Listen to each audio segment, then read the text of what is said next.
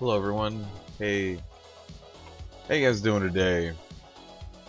I joined a group already that's supposed to be doing a +9 seat, so I'm gonna head over there right now to get our rip key going. Yeah, we'll start it off with the rip key. I still want to see if I can find a good PUG group. I did do a Seat of the Triumvirate for this week in Mythic Plus, and it was a +11. But we were in there for a few hours. We were in there, I want to say, for almost 2 hours, about. So I want to see if I can find a group that can get it done. So we'll give it a shot. What's up, Paulo, Max, Katie, Eric? How you guys doing?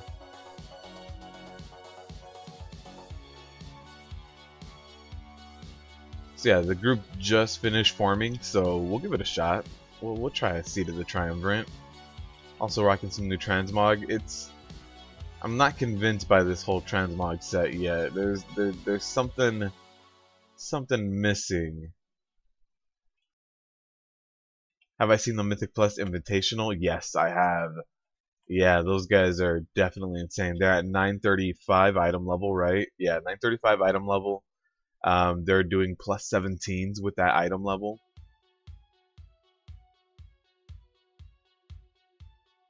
What's up, Demon Hunter?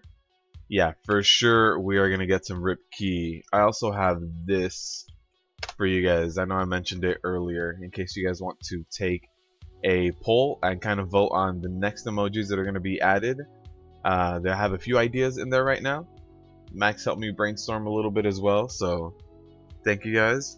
And yeah, we have room for one more emoji right now with the amount of subscribers we have, and then if we get one more subscriber, we'll be able to get 3 emojis. So right now we have 2 available.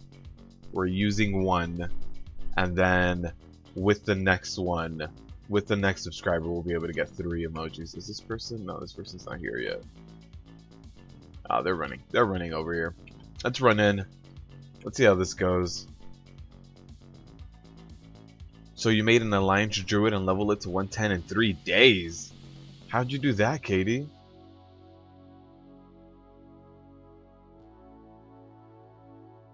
Teach me your secrets, because I'm still like slowly leveling up a mage that I haven't really gotten around to.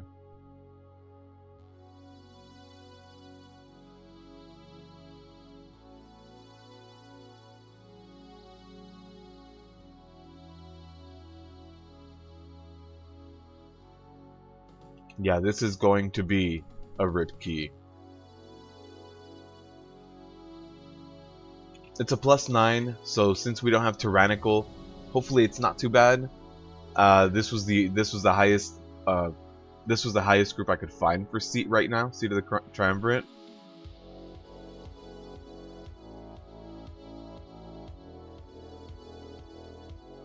Look at you guys colluding.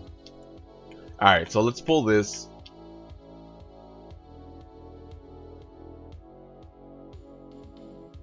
We still have bolstering and grievous, so I want to limit my pulls to not be too big. Like right now, this pull of 3 is more than enough. I don't need to pull too much more than this, especially because these brokens do a ton of magic damage. So I'm gonna keep it to these 3, and then we'll try to keep it like this. We'll try to keep it to pulls of like 4 or 5, especially with these paths kind of going around. You can very easily pull too much. Like for this, I can pull these 4, these void discharges, no problem.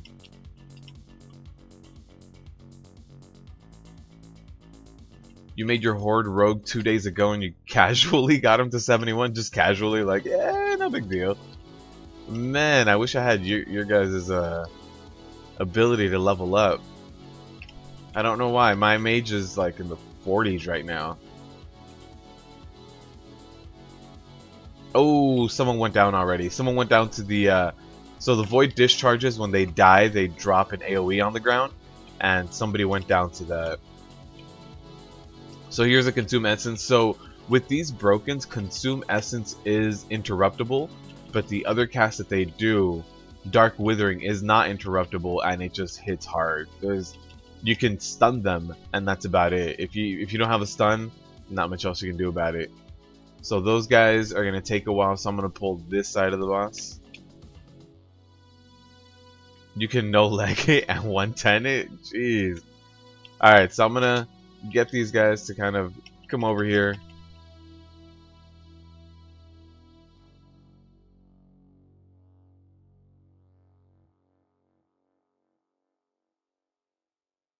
You're not good at too much, but you're good at leveling? I can tell. I don't know why. Leveling is just something that bores me. Epic, I saw you. I saw you chatting it up with Katie about your power leveling. What's up, man? So here's the Dark Withering again. I'm just gonna brace up for those hits by popping Spell Reflect, and that's all I can really do. Now, when the Consume Essence goes off, I can interrupt that, so that's what I am doing.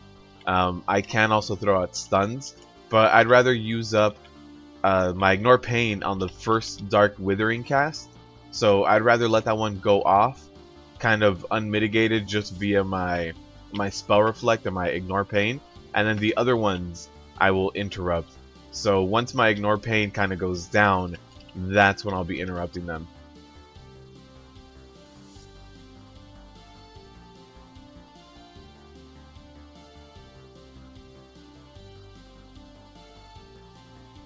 Alright, so now we got all the trash ready and pulled. Since we don't have Tyrannical, this boss shouldn't be too bad since it is a +9. So for this boss, I shouldn't need to use the whole platform, since we do have, sometimes you just need to clear this corner. That's what I'm, getting at. This corner, sometimes you do need to clear, but right now, we should be okay. Checking up on my healer, 70% mana should be enough, honestly. And let's pull. So what I'm going to do is I'm going to pull the boss over to this corner, and I'm going to start taking his debuffs over here. So what he's going to do is he's going to throw that Decimate on the ground, and here's the Null Palm. He faced the inside of my group. I'm going to look away from that. Had that been Tyrannical, that probably would have one-shot at least the Shaman. Here's the first Decimate, which is going to hurt, summon ads, and make some of that area unplayable. So right now I'm going to slowly kite him on the edge of this. I want to maximize my space. So here's the other Decimate right there, and it does hit hard. If you are on Tyrannical, you do want to pop Spell Reflect and any sort of magic mitigation abilities. At this point, most of my group is still on the boss, but they should honestly be on the ads. The ads are going to be the big issue. If the ads touch the boss, they will blow up and cause big party-wide damage. So I have to try to avoid letting them touch the boss. So at this point, it's up to me. Nobody's doing much about it. So I'm going to throw out some stuns, throw out some snares, throw some DPS out here. He did fixate that DPSer that went down. Not much I can do about it. At this point, the boss kind of jumps around with threat. So you have to just not let the boss hit you. One other thing that's very important is to not let the boss, and we're going to get 2 explosions right here. Ooh, very, very close. So don't let the boss leave the arena. If the boss leaves this arena where you are under, kind of right here, he does reset. So if he's fixated on you and he jumps back and over that area, he will reset.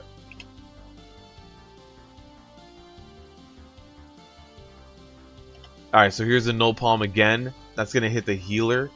Again, if that was Tyrannical, that would be one-shotting you. Here's the first Decimate, and I have to get him out of this area again. I do still have the ads over in that corner.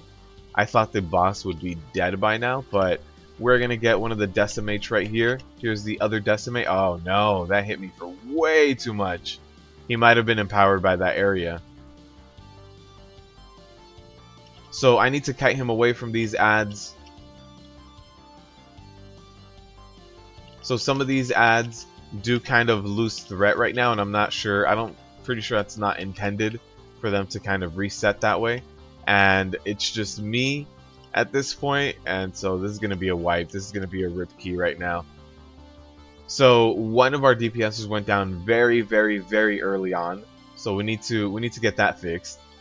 And I need to help out my DPSer right now. I'm going to pull this all the way back so that when the boss respawns, he doesn't jump out. What's up, Johan? Rip key? Yeah, we're rip key already. That's how Seed of the Triumvirate has been right now for us. I keep trying to run this. I want to show you guys everything live, but it's a difficult dungeon. It's not easy for people to get used to it.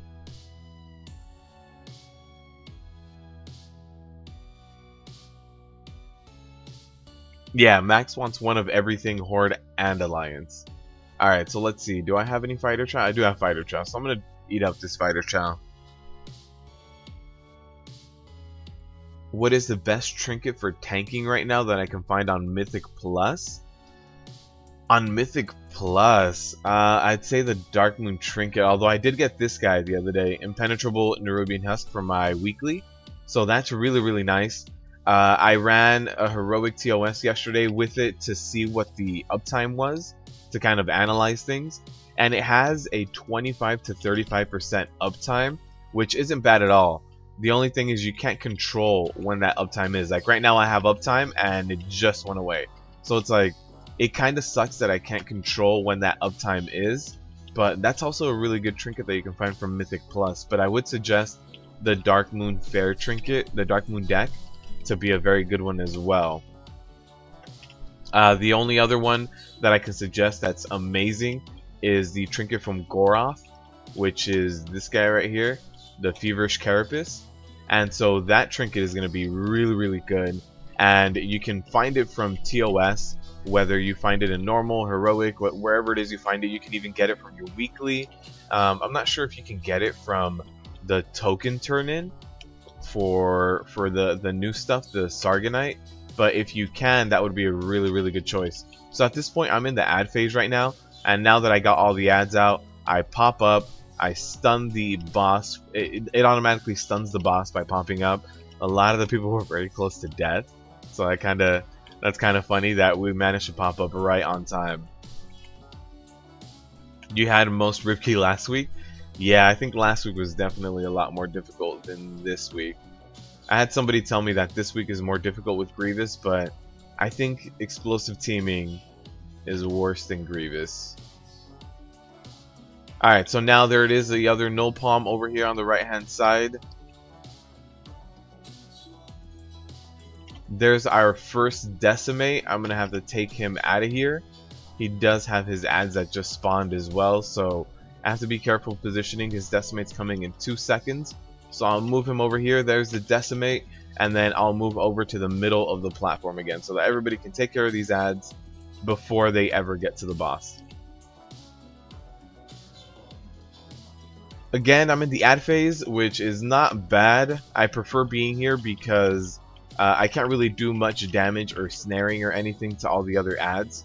So this phase is a little bit more my taste as a tank, since I can pull a lot more of these and put in work with this way. So once I'm done killing these guys, which I just finished that bar, there it is, get out, stun the boss, and we should be okay. We should be able to kill him. Perfect. Now we can skip all this rest of the trash and go over to the next section. So that trash pats out, and we will just go over here and wait for Alara. This is how Cathedral used to be. Yes, it is. Yep, it really is. I mean, I just really want to show this dungeon and show all the pieces of it, but it's difficult. You're determined to get your Warbear skin for your Druid? Yeah, you should. The Mage Tower just went down, right? I was in there farming Nether Shards the other day.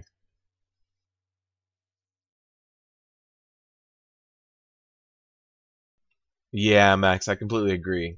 I think the biggest thing about Explosive that makes it bad. Also, remember to click Alara when she says give the word. So I think the worst thing about Explosive is the fact that it's just a whack-a-mole mechanic, that you can't have a macro to help out. You can't do anything. You have to spam tab, and then if you spam tab too fast and go past it, like, that's it, you're screwed for that time. You have to try to spam tab again and end up in the exact same place. Yeah, I think Explosive is definitely my least favorite affix. I don't understand what the point of it is. It's not skill driven, there's no way to avoid it, you just kind of deal with it.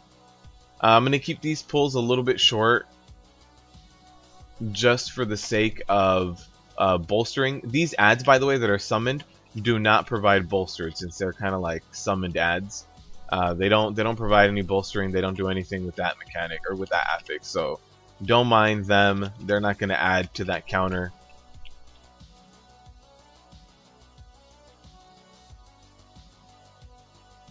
Last week you did a plus 11 with 82 deaths that you didn't complete. After 82 deaths, you guys gave up. That's terrible.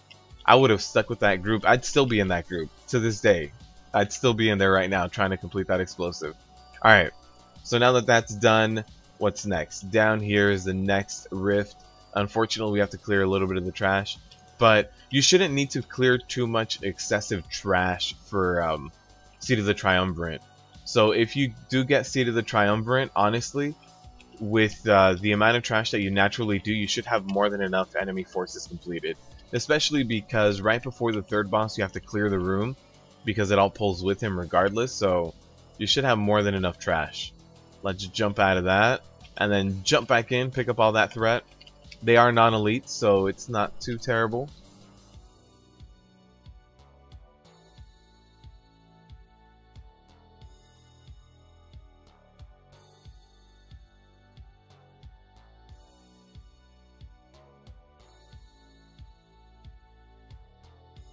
But why you want a challenge? The tanking challenge is a challenge. It's still difficult. Oh, here's a trickster. So you do have like these rogue ads in this area that kind of pop up. They normally pop up on a clothy. I don't know what it is, although we only have one clothy. But yeah, they normally pop up on like your healer and then just start wrecking your healer.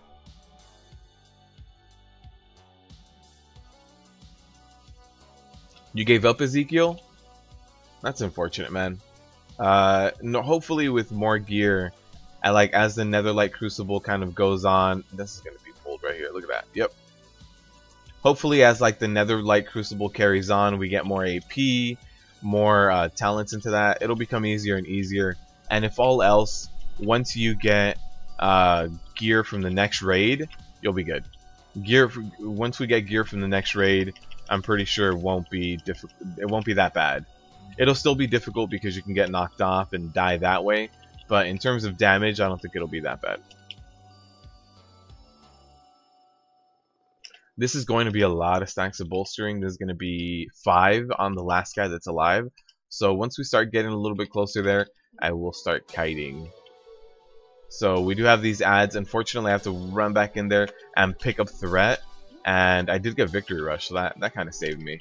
So now at this point, I am going to kite. That was 4 stacks of bolstering on that guy.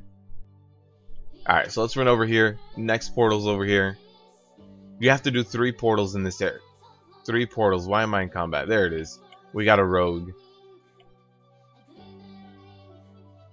People leave after just a few wipes. 80-something deaths, though? That's more than a few wipes. But yeah, yesterday I was in a Seed of the Triumvirate, and I was with a group that we got up to the 3rd boss.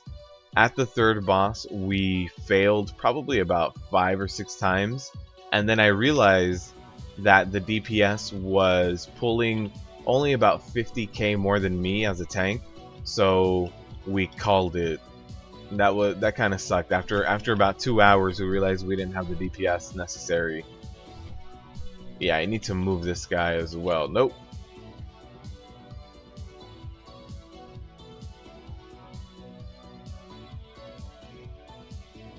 You did it on your Demon Hunter and DK, now you want your Werebear? Nice.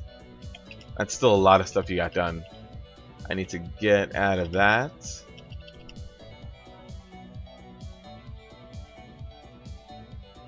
But after 2 hours in that dungeon, some people don't have the time to continue. Yeah. That's what happens after so many hours. Alright, so we did our 3 portals. We are good to go. What we need to do now is kind of clear the area. There is this pat in this area, so there are 2 pats you need to clear for this boss. Here's one of them. I'm going to pull them now. And then the other pat is over here. So these 2 pats need to be killed in order to kind of do the next boss. Unless you want to kite the next boss in circles, but that next boss has the mechanics where the ads kind of blink to everyone and they jump around, so it's more beneficial for you to kind of clear this area with these 2 paths.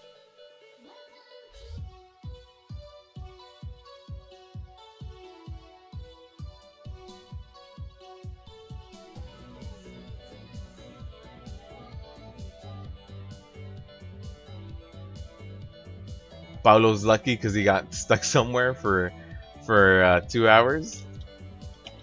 No, it's good to get a group that's willing to work through things, but every now and then you have to realize that sometimes a group can't do it. I've had groups where you just have to call it because there wasn't enough DPS to overcome a certain obstacle.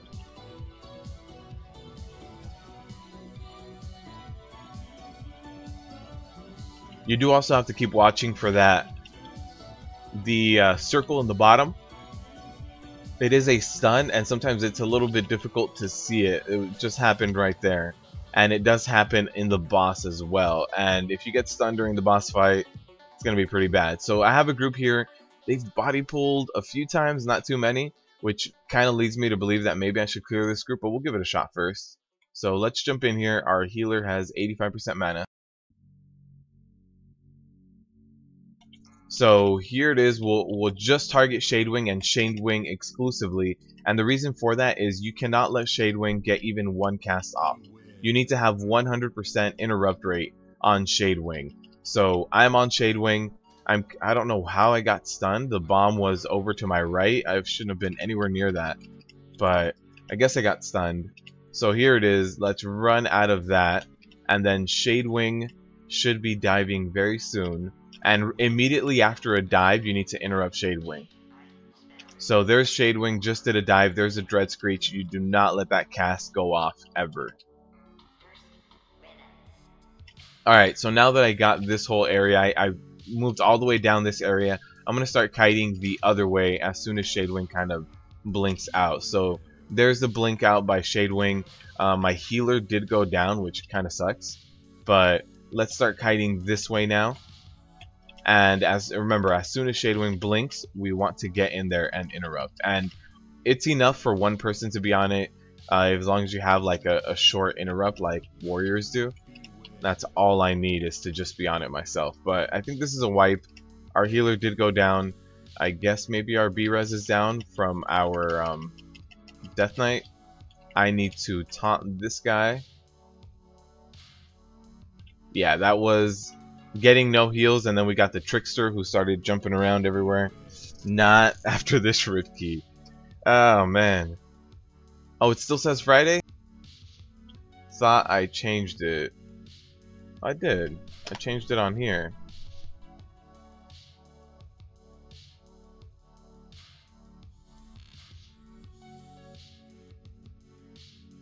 Okay, it should have saved new changes again. Not sure why I was still saying my screen didn't show Friday anymore. It's weird. Alright, so the healer says that he got stunned and died to Grievous, so we'll see. What's up, Shagran? Welcome to the live stream. So we did have 1 ad there as well, but that wasn't the main cause of the wipe. The wipe was the fact that our healer was down very early on. Is today Friday? No, my bad, Shagran. Alright, so at least we got the ad now. So these ads do also patrol around, because I've noticed that they're in different places, different times. They're not always in the same areas. Like, we were here earlier clearing the paths and this Trickster wasn't here, so they pat around. I don't know what their patrolling routes are. Alright, so here's our healer. He's at 86. We should be okay to try it out again. Alright. Oh man, this Rip Key.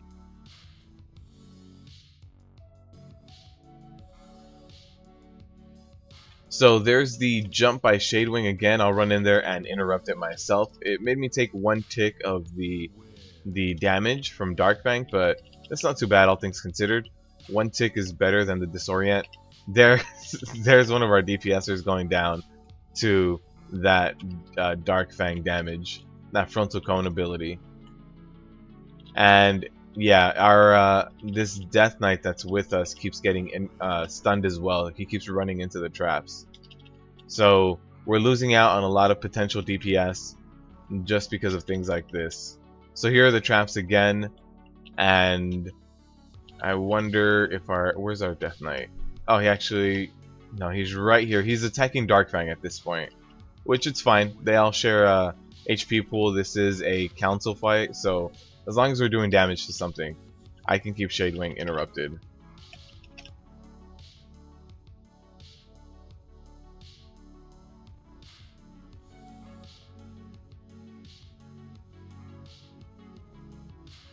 Alright, so we need to run away from the overloaded traps.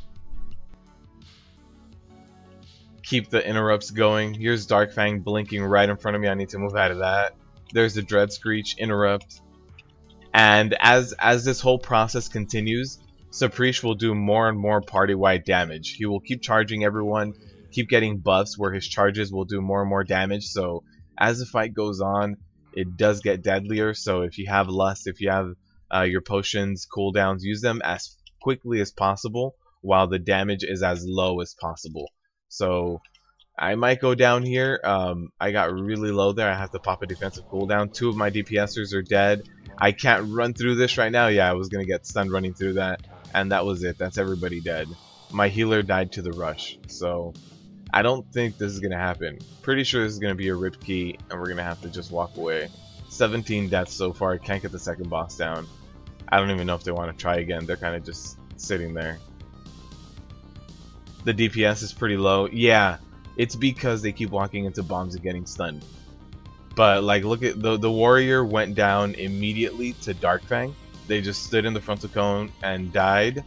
And the warrior pulled something and died again. Yeah, so the warrior keeps getting stunned and the Death Knight keeps getting stunned. The Death Knight was getting stunned up until he started focusing Darkfang. So once he focused Darkfang, he was doing a little bit better. But the thing is, no one's really watching out for the mechanics. Nobody's watching out for the stuns that go out. Nobody's watching out for anything. So the DPS is suffering a lot because of that. A lot. What's up, Chaos Lab? Dude, this rip key is real. But yeah, the last time I was in here trying to clear that plus 11, I was doing 600k and the other 2 DPSers above me were doing 650. So we ended up calling it after a few hours just because we couldn't get it done.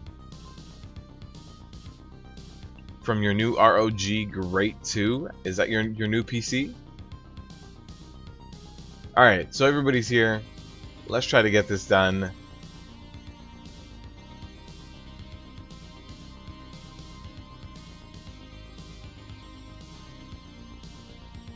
So again, I will pick up threat on everything, get a few global cooldowns in of DPS on everything, and then Darkfang can just kind of jump around.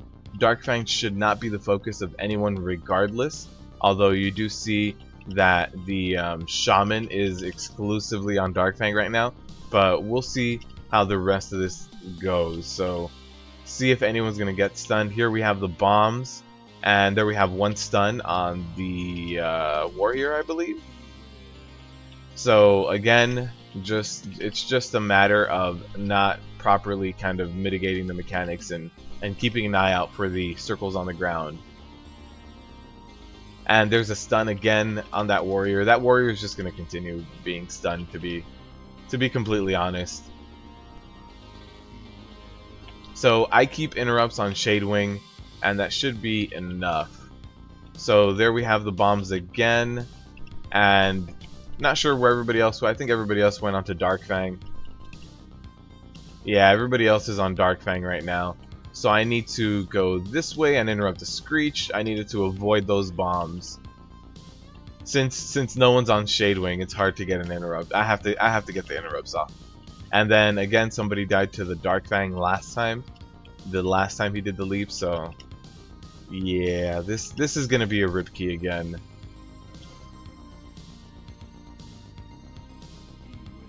We already lost 1 DPSer, and our other DPSer gets stunned very often. I hope they don't pull. Okay, they were getting pretty close to the pack over here. I was just hoping they didn't pull that pack over there. Again, we run out of the bombs.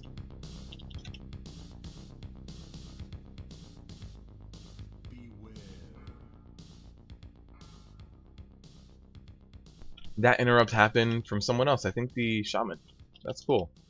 Somebody else doing interrupts. And there we have the frontal cone ability again. And here we have the bomb, so I gotta go around him and then interrupt. So it's just very important that you even avoid them when you're trying to... Oh no, I ran right into that trap. Very important you try to avoid them. Right, Sunders? Man. Alright, so we interrupted that. Let's get out of here. And there's more traps. But yeah, it's very important that you try to avoid those traps. Just one trap can be enough damage to kill you. Don't be like me.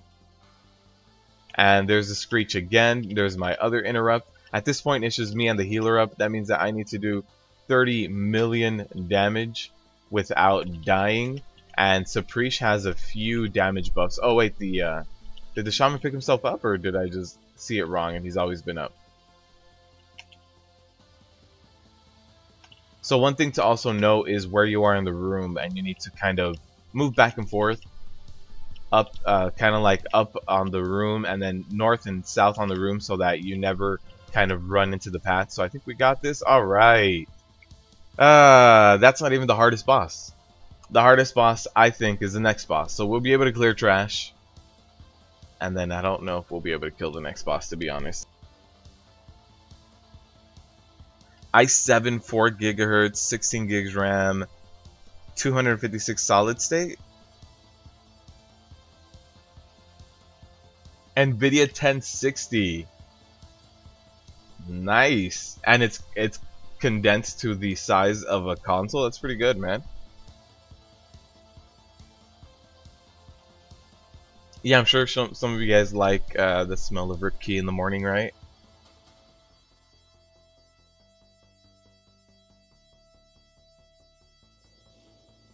One thing I've noticed with these pulls is that you can skip a lot of it if you have Invis Potion. So I think a lot of teams, a lot of groups are going to be adopting bringing in an Invis Potion like they do on Blackroot Hold to skip a lot of that trash. Just because this trash, it's just a lot of it, and you honestly don't need it all. Wonder what spec the DK is. I think he's undead. I think I see his pet, right? Isn't that an undead pet? Right here?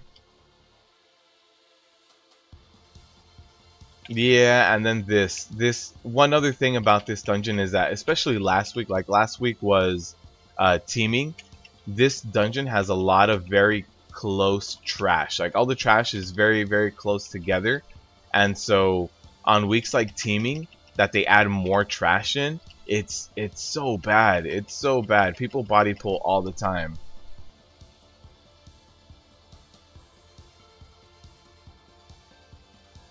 So I don't know if they might reduce, but I definitely see some nerfs happening to this dungeon soon. Like this dungeon can't stay the way it is right now, or else no one's ever going to run it. It's almost as bad as Cathedral was when it first came out. So hopefully we get the Voidbender down first. He has 4 stacks of bolstering, and then we have the Trickster who only has 2. He's gonna get 3. There's not much kiting I can do right here. I'm kind of stuck. My healer is even saying that he's and can't do anything. So oh man, this dungeon. So I don't want to pull. My healer's my shaman's gonna die to Grievous. I don't know why they're running up. We need our healer to kind of mana up. Okay, our healer's up to about 60. I'm just gonna pull this real quick. You think it's an influx of new players buying the game since it went on sale? Maybe they're not used to affixes. That might be it too. And I know there's a lot of hype behind the next raid since we're here in Argus. So yeah, the next raid has brought in a lot of people that remember Burning Crusade and remember Argus as the home of the Draenei, and now we're gonna go over there. We're gonna fight Sargeras. Like Sargeras is one of the bigger names in terms of enemies. So since we're kind of taking the fight to him, it's brought in a lot of new people. Love the smell of Ripkey in the morning. Oh man.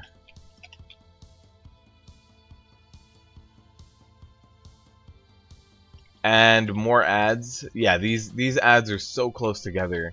I'm sure it needs to, they kind of need to change it up a little bit. We have 1 minute to do 2 bosses. What do you guys think?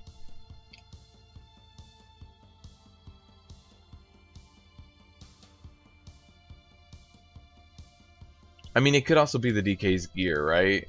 Like, he has 4 mil HP. I feel that for a plate wear, if you have the right amount of gear to be doing a +9, you should be a lot closer to 6 million HP. At least from a plate wear perspective. But I could be wrong. I think you should be a little bit above 5, but he's at 4. And then here it is, another ad being pulled. Like, these pulls get ridiculous because it's just people jump around, they freak out, and things just kind of start being body pulled. I'm almost down. Oh man, that almost made me go down. Alright, that entropic mist is gonna hurt pretty bad, so whenever you see that cast go off, just try to mitigate it however you can. We do have that guy in the back kind of free casting on me right now. There's not much I can do besides trying to focus one guy down. I was trying to get the victory rush on that guy, but didn't happen. I'm gonna die to that. Yeah, that's gonna hit me for 2 mil.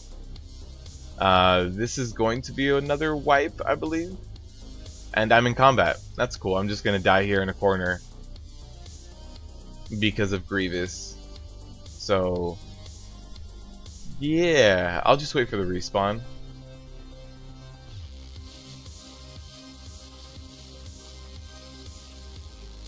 Rip keys go well with your lunch. Oh, I'm getting healed. All right. I'll fight her, chow. I was just gonna wait for the sweet embrace of death. There's nothing like a rip key before sleeping. Oh man. Okay, fighter chow. I thought that was gonna be for sure a death. Unholy is OP. No, I think it's a gearing issue. Let's see. 900, 885, 900, 890. Only, oh no, I see 2 legendaries. Yeah, the item level is a little bit low. The weapon is for sure low, 928. So there's a few things. Maybe they shouldn't be running a +9, but they're definitely a bit of underperformance as well. I need to move them out of that void. So I can't really do that unless... Nope. Alright. So at this point, we need to clear this whole room. So this whole room pulls with the boss. And what I like to do is get these guys and pull them up here. Because we have this big old pat that goes around and it normally catches people off guard. This guy right here. And it normally catches people off guard. They run right into it and the pulls become ridiculous. So I like to pull these guys up here, and then once that pat is right around the middle, that's when I run in and pull them. Although we did get this other guy, so that's cool. A lot of people were very close to dying. I'm assuming they stood on the void discharge right here, right? They all kind of, yeah, a few people stood on that. So I'll go ahead and pull this. Now is the perfect time to get that pulled.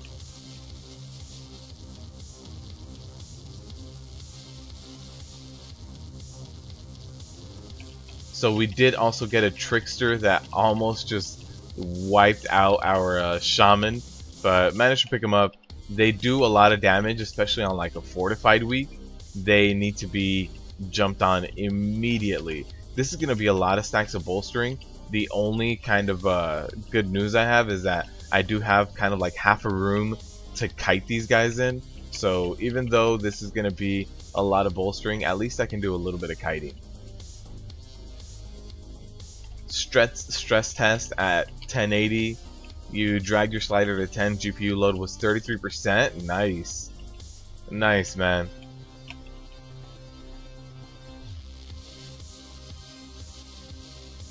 So that's 4 stacks of bolstering.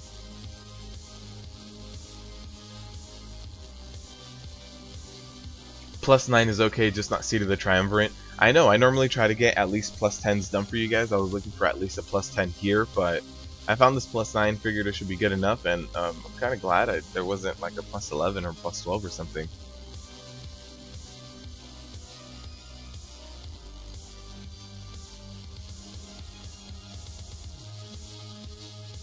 And that's for a Seat of the Throne. That's it for the Seat of the Triumvirate +2. Yeah. Yeah, this dungeon is still it still needs to be attuned. And it kind of lives up to Blizzard's current MO, which they say they'd rather overtune something and make it too difficult and then kind of like roll it back.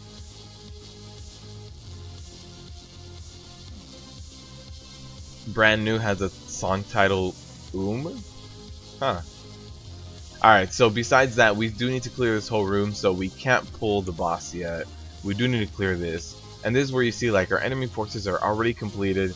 We still have like all this trash to clear, so you never have to worry about trash in this dungeon. Like you are going to get more than your fair share of trash. We did pull those discharges, which is kind of sucks. But we'll roll with the punches. That's what we're doing today. That's what Seat of the Triumvirate is really about, being able to roll with all of these punches. So what I'm gonna do now is I'm gonna throw out a snare and start snaring these guys, or start running away. So I have 4. I'm gonna get 5 stacks here, and then these void discharges are gonna have like 5 and 6 stacks. So there's no more snaring on them. I'm gonna try to snare them myself. There it is, and that's 6 stacks. I don't want to stand in that with 6 stacks. So now that we have everybody ready to go, we need our healer to kind of heal everybody up, and we'll be able to jump in. I'm just gonna let the party know ads first.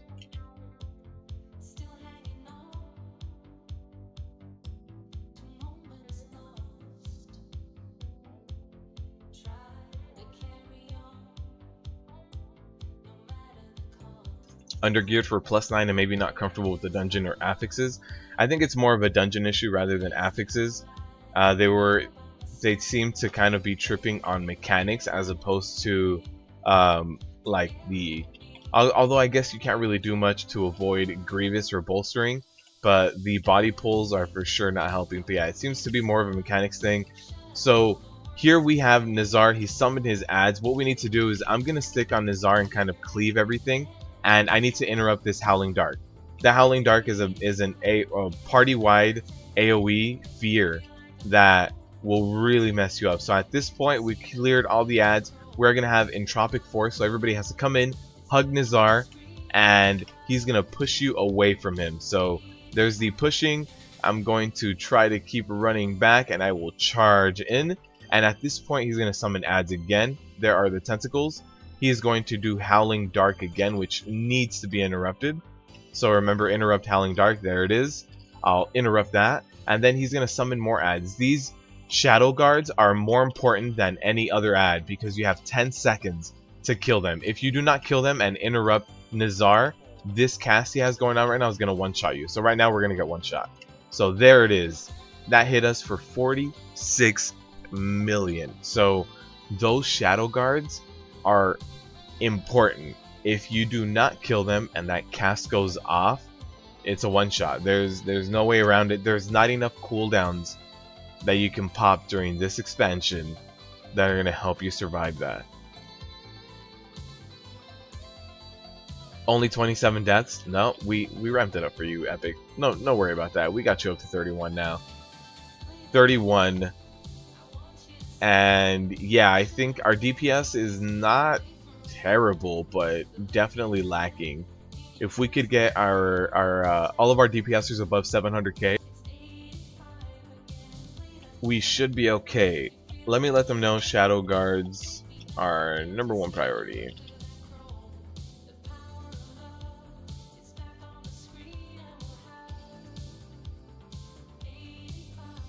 Oh, also, in case you guys are wondering, my weekly keystone that I got is a Cathedral +11. This is what came out of my key. Cathedral +11. Alright, so let's kind of give it another shot. Everybody's playing with toys. I'm glad we have time for that. Alright, let's run in here.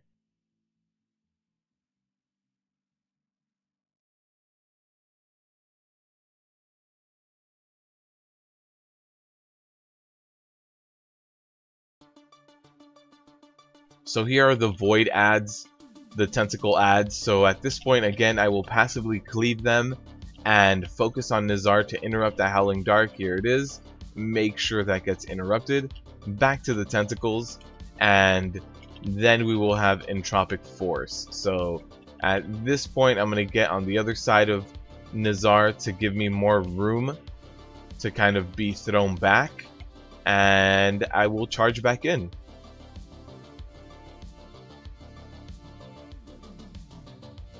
So again, here we have all of the tentacles, and we're going to have a Howling Dark cast soon during this phase, and immediately after that, there's a Howling Dark. I need to interrupt that, and then here are the Void Tenders, which again, the Shadow Guards need to be DPS'd immediately. We cannot slack on DPSing these guys, and unfortunately there's a wipe again, and it's just going to keep happening until we focus that. And this time our DPS was even worse, so I don't know when they're gonna call it quits, but we'll give it 1 or 2 more shots. Do that, do the plus 11 Cathedral. Oh god.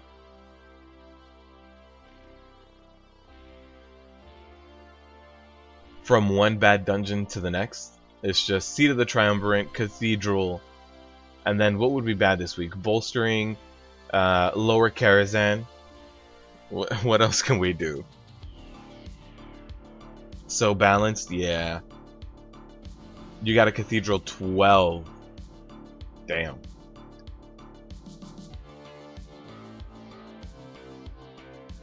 Alright, so we should get healed up a little bit and we should be good to go.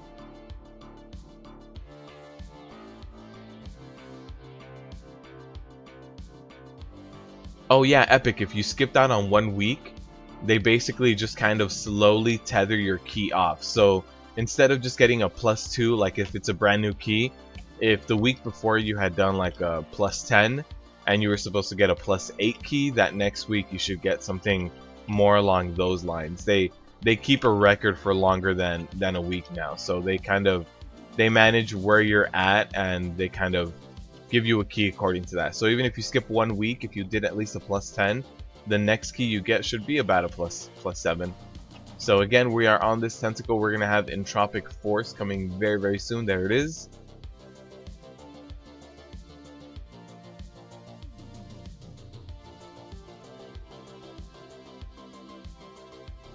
Alright, here are the ads again, and we should have Howling Dark happening very soon. I'm just waiting over here trying to kite this boss a little bit. I don't want to use my interrupt on the blast. The Howling Dark is a lot more important. So here we go, here we have the ads, trying to cleave both of them, trying to get them both down, and we might be able to this time, and as long as someone interrupts. Alright, my interrupt was down because of that Howling Dark, and we should get that tentacle down, and we might be okay now. Although we've done less than half damage to him, we might have that phase happen again. Normally it just happens once, but our DPS is a little bit low. So Howling Dark should be happening very soon. There it is. Interrupt that. One of our DPSers is down, which sucks, which means we're probably going to go down again to that cast.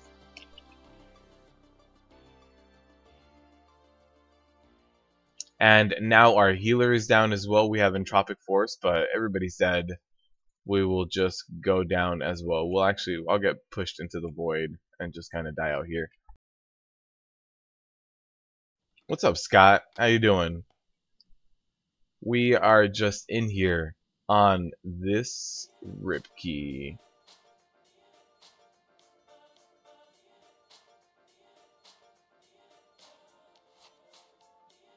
Black Rookhold.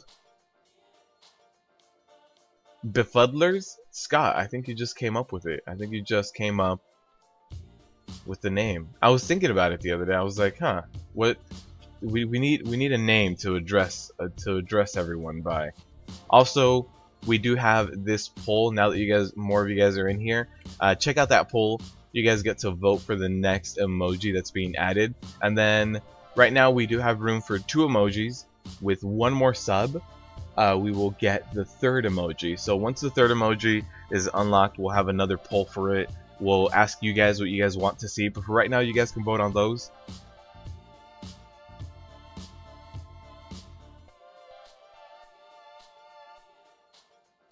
It should be 12 seconds instead of 10, and then you might be able to make it. Yeah, so what I think they're going to do for this dungeon is they're either going to nerf the cast time like that by increasing the cast time, or they're going to lower the HP of the shadow guards. So regardless of which one happens, I think they need to really address that.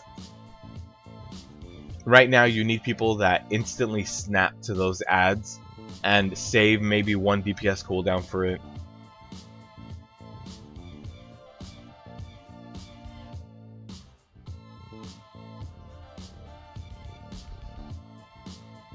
It could have been a plus 12 seat, so not the worst. Man, just rip key.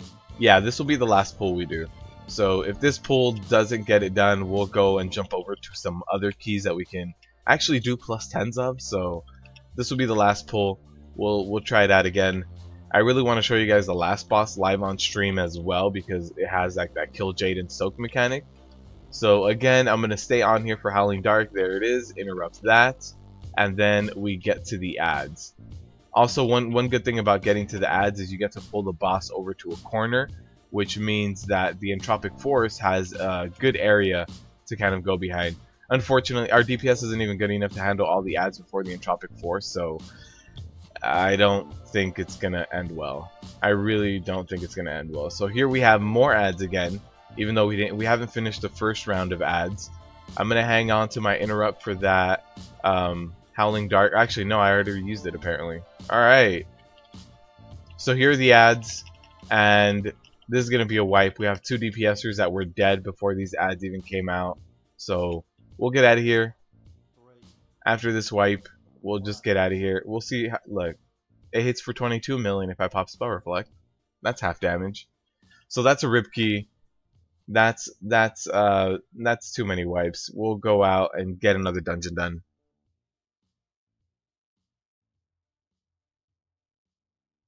So that's our rip key of the day. Hopefully that's our rip key of the day. I don't want it to be too many more. Alright, so I need to repair and find another run. Here's a plus 11 lower. Lower is also going to be very tough. Shouldn't be a rip key though. We should be okay. Mauve Souls, plus 10. We'll try that. Here's a plus 13 seat. Yeah, no, not doing a plus 13 seat. Here's a plus 13 vault. We can try to run that. That was all rip key. That was all the rip key. So we got into the vault 13. Not sure how good this is going to go. This is a pretty high key with a 13.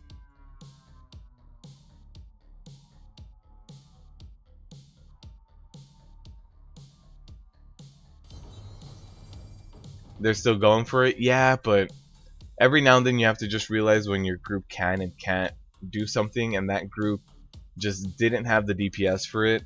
And besides the DPS not being able to pull enough DPS, they would also die to mechanics.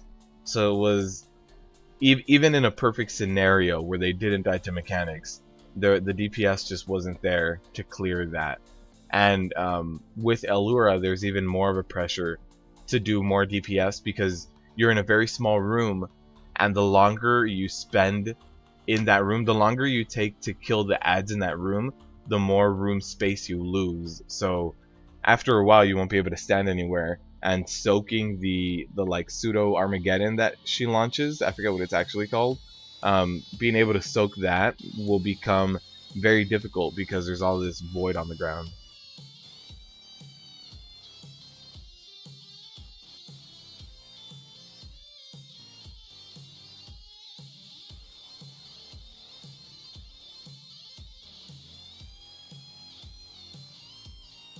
I mean, the only thing I'm worried about with this key is tyrannical on Inquisitor. Plus 13 tyrannical on Inquisitor with Grievous. That doesn't sound fun, but it's doable. Depends on our healer. Oh, I also got this, guys, by the way. I finally got the leg legendary. So if we would have gone into Mauve Souls, I can throw this guy on and have 2 charges of Spell Reflect for the Dark Slash. That would have been cool.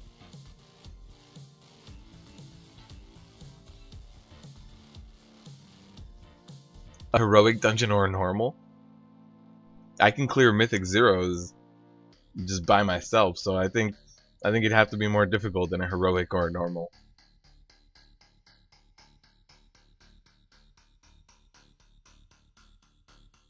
I want to see how high of a Mythic Plus I can clear by myself one day. I need to turn on the camera and record myself doing that.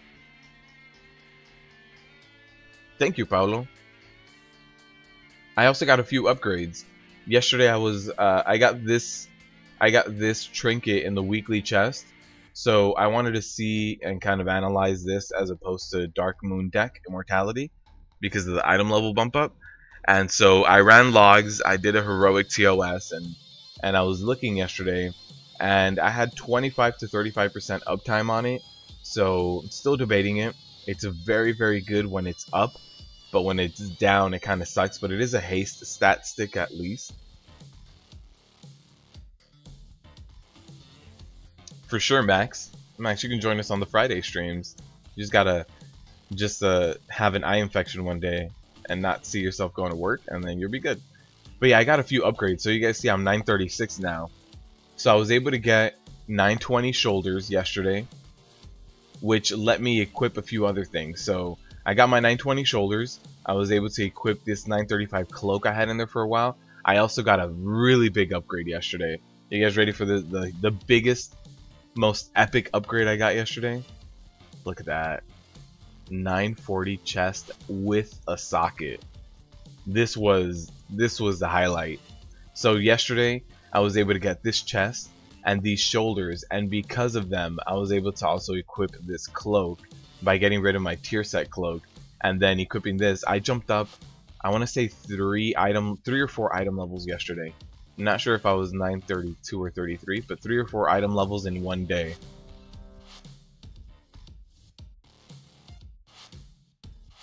Metro from One Legion says that Prot Warrior sucks.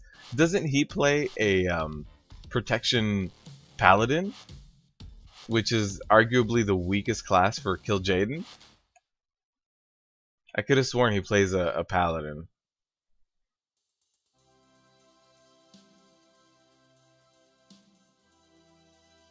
You got the same trinket, but you got 935 but crit. Nice, man. Nice. Yeah, it's so far it's a good trinket. It's very, very, very powerful when it's up. Like right now, I mean, look at this. 5,000. This is gonna jump up to about like 10,000 almost. It jumped up to 7,400, I believe. That was the highest it got, and which is insane amount of armor.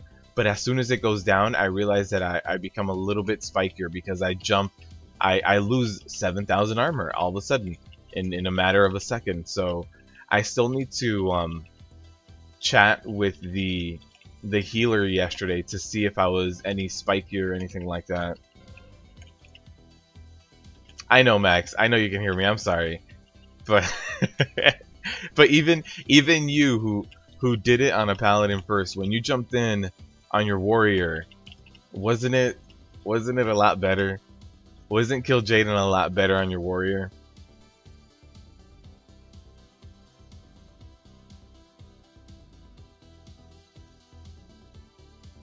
Yeah, thank you guys. Thank you guys. Yeah, the chest piece and the shoulder really helped me jump up.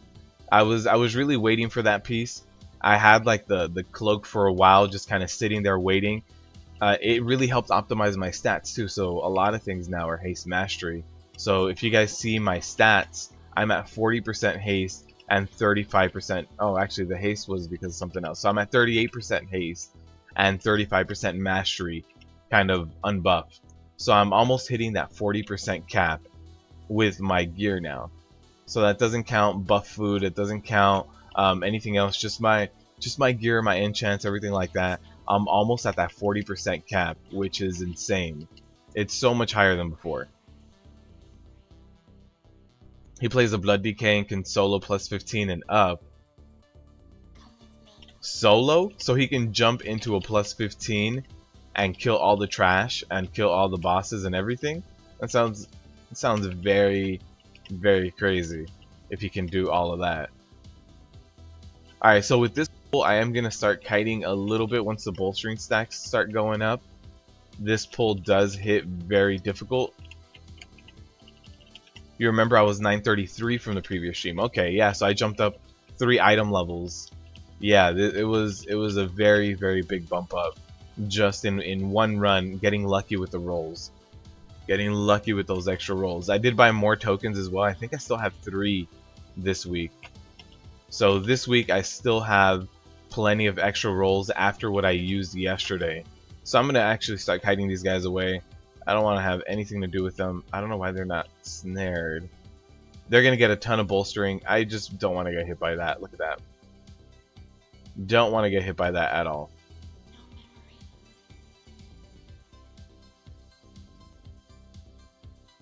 Now you're hunting for shoulders? Yeah, those shoulders took me a while to get. And I for sure thought I was just going to get 915s. When I saw that they were 920s, I was like, that makes my decision even easier. I was debating whether I was going to be equipping them and getting rid of my tier cloak and switching out a few other things. But once I got them at 920, I was like, this is a very easy choice now. Only kill Jaden was easier than everything else, Max? Really? Like Demonic Inquisition didn't seem easier on a warrior either because of being able to crit block Fell Scythe or Scythe Sweep or whatever it is.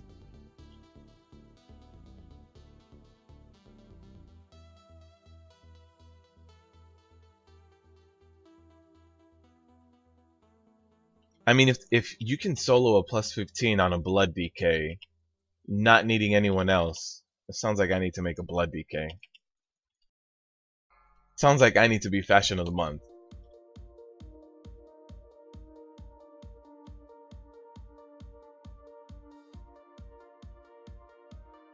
No luck getting Titanforge headpiece from DI? Yeah, no, I haven't. I'm still at 915 on that. Haven't been lucky with that roll. But I can't complain too much. I got lucky with all the other rolls yesterday. So, one day I'll get lucky with the DI roll.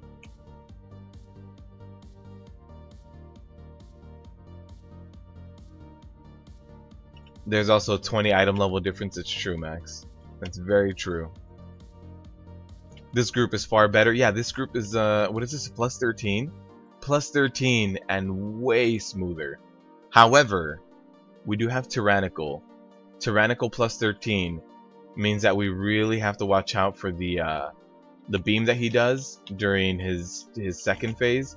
So since we have to watch out for that, people can get one shot by that. And this Dark Strikes is also going to hit pretty hard. So I gotta be careful. I can't just, this is going to be the hard part. Honestly, it's going to be this tyrannical portion of the dungeon. Although on Inquisitor, it'll be way more difficult than this. Okay, I like it when he goes into tank phase. I mean, into tank metamorphosis as opposed to DPS 1. COS and L on this blood DK. He did Court of Stars at Neltharian's Lair plus 15 solo. That. Alright, I need to make a DK. I have a DK that's like level 90. It's on Alliance, which means that Max will have to gear me out. So if I go ahead and pick that. But that's insane that you can do a plus 15 by yourself. That you shouldn't be able to do that. Oh man. Wait, was the plus 15 at least before the most recent changes, so it's an old plus 15? I mean, it's still ridiculous, but was it at least an old one? The Tyrannical Beam did take out one of our DPSers, took out the mage, so don't have a DPSer, and we have 100 million to go. Here are the Dark Strikes. I need to block that. I'm gonna run over here, kind of waiting for that scythe to kind of come back.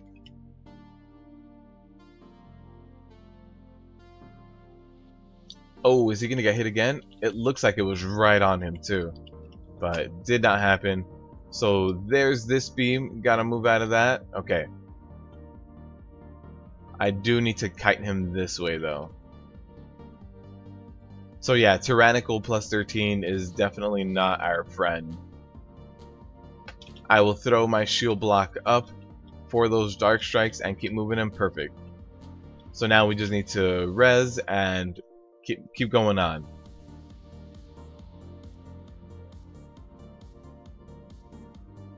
Blood DK's rock, man. He did it on the path to 7.25. Okay. Why don't I accidentally leave? You mean leave this group, or what are we talking about? Leaving what? This group is pretty good. I don't see the need to leave this group. They're doing pretty damn good for this being a plus 13. The healer's keeping up perfectly fine, even though Grievous is going to be applied to everyone all the time on Keystone this high.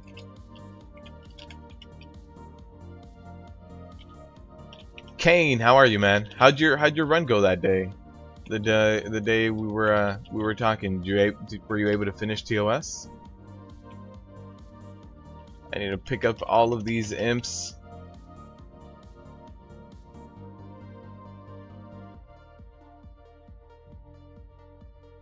Got a 940 relic and ring and a 930 neck over the past week. Demon Hunter, congrats, man. That's an insane amount of gear. I like the fact that now your weekly chest has a higher chance to like Titan Forge. I appreciate that. That makes it so that like all the work you do per week doing a plus 10 seems a little bit more worth it.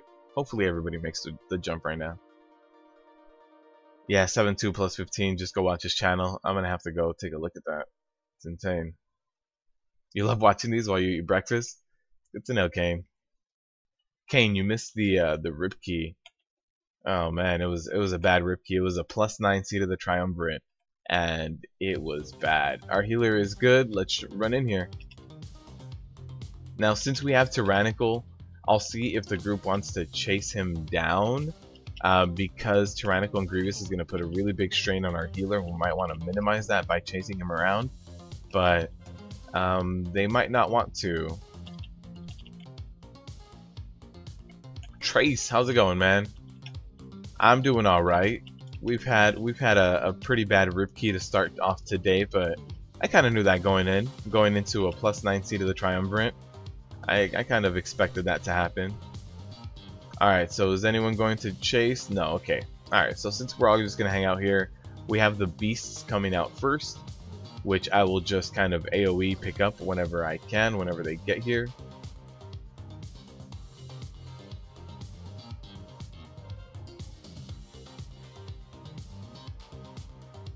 I don't know how that disoriented me.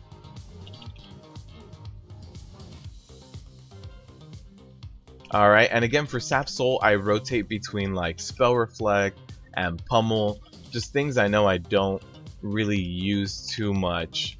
You can also do something like Shield Slam since it can be reset, but if you don't get lucky with the proc and get the reset, you could be waiting longer for it. So there's a few risks you can do. But yeah, there's not, you shouldn't be running those risks on a high key like this. So here's the Sap Soul again. I'm going to throw out my Pummel. 5:30 a.m. for you. You got up to Maiden, then you wiped on everyone and left. Still have not gotten to kill Jaden on Heroic. Kane, were you running with a guild or were you just pugging it? What's up, Tyler? How you doing? Leave group and give us the rip key. Oh man, you guys are ruthless. Rip key every key. Rip key every key. Alright, let's pick up AoE threat again. Kind of pick up what's here. I'm going to start kind of rotating cooldown since we have that Mind Flayer in the back who's going to be very, very annoying for the group. So I'm going to start using things here and there.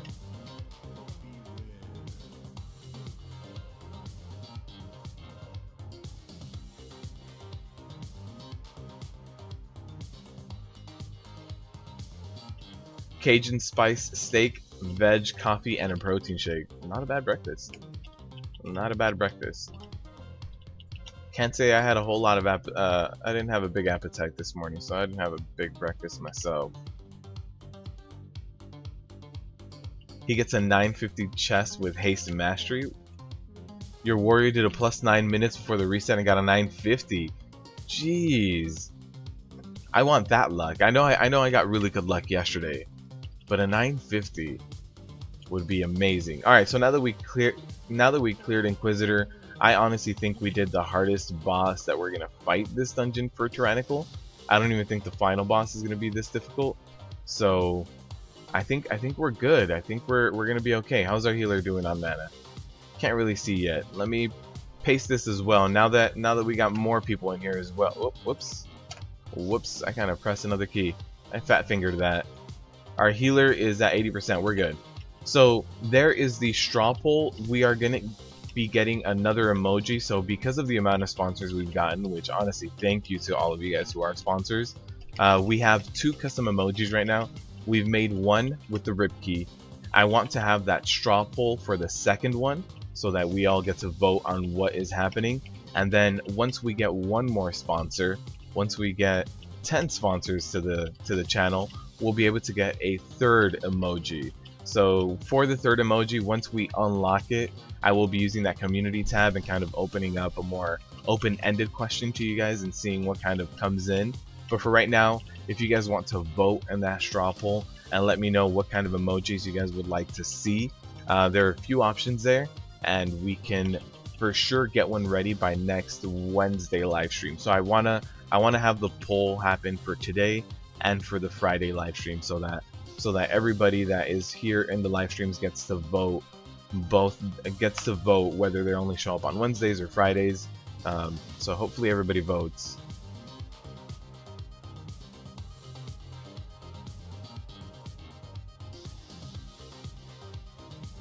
And your monk gets 940 for doing higher runs.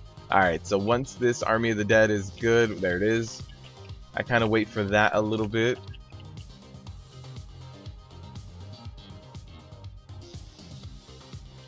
Oh, Epic, are you like me, Epic? Have you been bulking for the past like 5 years as well? It's just my bulking phase. That's why I like pizza, because it's a good bulk food, and I'm still bulking. You know, it's gonna be such a massive bulk phase that I need to do it for a few years. The level of dedication it takes to bulk for like 5-10 years straight is insane. It's really insane. Alright, so now that we got that, we need to move these statues. I need to move this one more time, and oh no, we have 2 people down. There it is. That's the right amount. Alright, so now almost everybody is down. I don't think I can solo this, but since he does hit himself with his own orbs, it's possible. It's possible. Oh, but my healer's down. I thought that priest was my healer. Never mind. I was like, me and a healer, maybe. But no, with no healer and 5 stacks of Grievous, not gonna happen. Started gearing up your arms yesterday and you got 955 boots, 945 belt, 925 relic. It sounds like RN Jesus wants you to remain arms if they're giving you all this.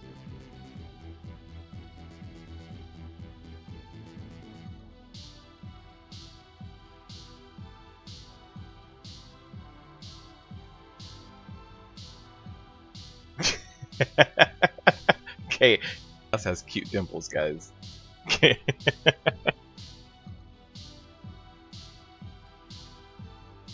Alright, so now that we're ready to go again, hopefully we don't all die to the overload phase.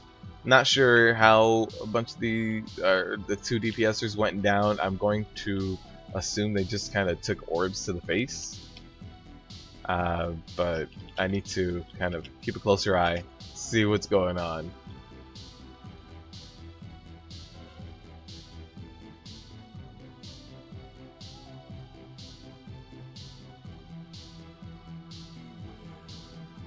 I was trying to get a giggle out of the peeps. It worked. It worked this time.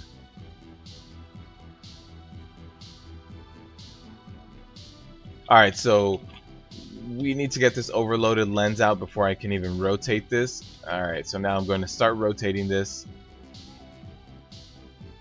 And perfect, all the other ones were ready to go besides that one.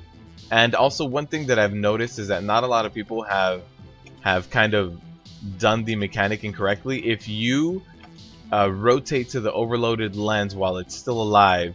That overloaded lens explodes, causing massive AoE damage to everyone, and most likely resulting in a wipe, especially on a week like this where it's tyrannical.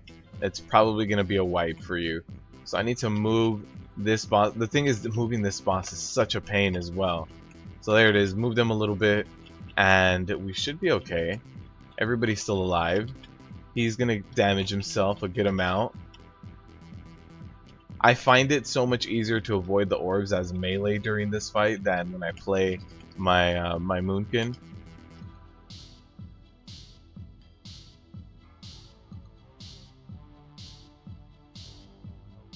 Hopefully we don't get a second lingering phase. Oh no, I just had to say it.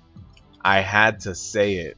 So I'm gonna leap so that I don't actually get hit by that or stand in that lingering gaze.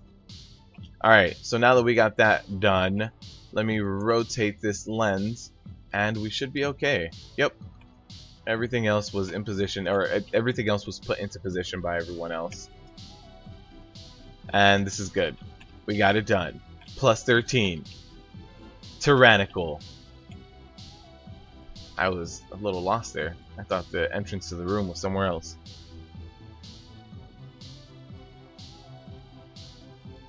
Alright, so on to the next boss. We do have Lust up for the next boss, so that's going to be good. It's going to make that fight a lot shorter.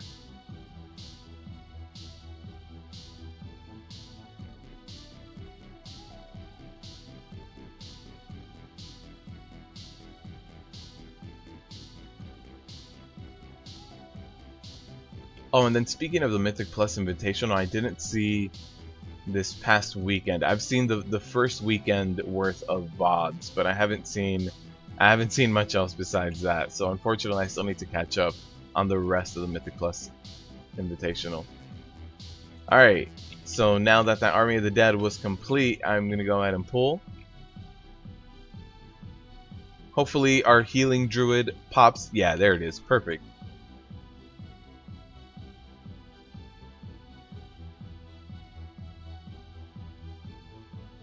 Alright, so here it is. Pop our DPS cooldown as well as a tank. Try to get everything we can out of all of my rage and trying to see what we can do. It's not going to be enough for a week like this, but we should be able to do some decent damage.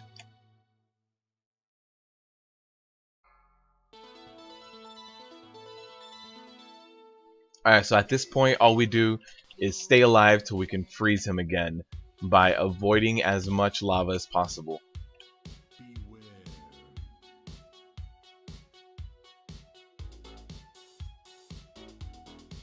Also, if you have a paladin, one thing you can do is have the paladin pop bubble and run into all these lava piles, because if someone runs into a lava pile, they get a debuff, but they also soak it and they get rid of it. So that's one thing you can do to kind of empty out the board again, to kind of clear out the floor.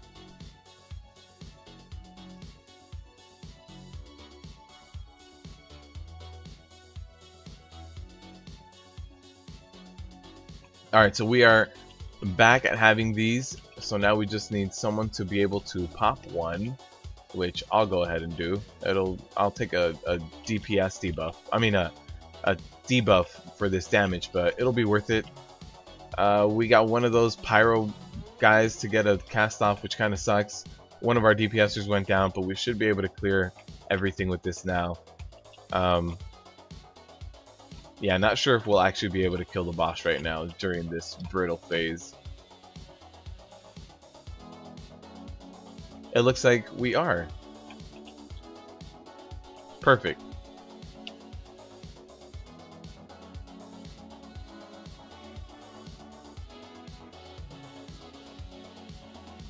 Oh, PUG, yeah, pickup group. You watched the Mythic Plus Invitation this weekend. Surprised not to see a Method team. Oh wow, I didn't know they hadn't made it to that. I guess we're skipping this guy. It's not fortified, so it really wouldn't be that bad, but everybody ran away from him. So we'll go with everyone.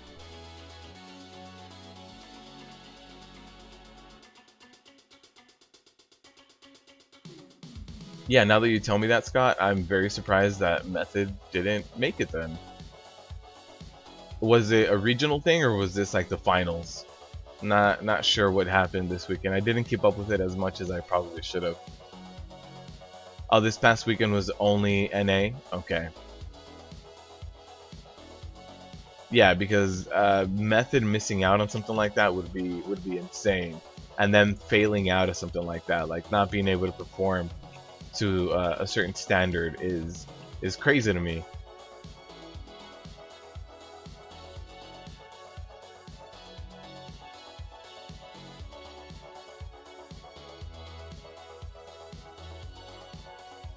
So there we have Torment happening on our Priest, unfortunately.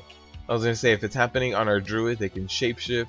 If it's happening on our Mage, they can blink, but our Priest can't do much. They did interrupt him, so that was also good. I don't know if he's going to go down in time. No. Okay, so we're stuck up here. A few people managed to get down. That Priest jumped down. He does have Levitate, so that'll be easy. Method has EU and NA teams on PvP. Yeah, they have a lot of PvP as well.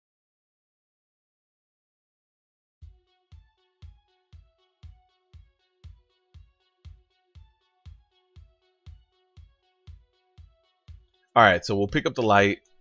We'll go ahead and start clearing some of this. Oh, somebody already has the light. Okay. One of our guys got kind of stuck up there. He was typing in chat, so I'm assuming he just kind of missed the boat on that. But that's fine.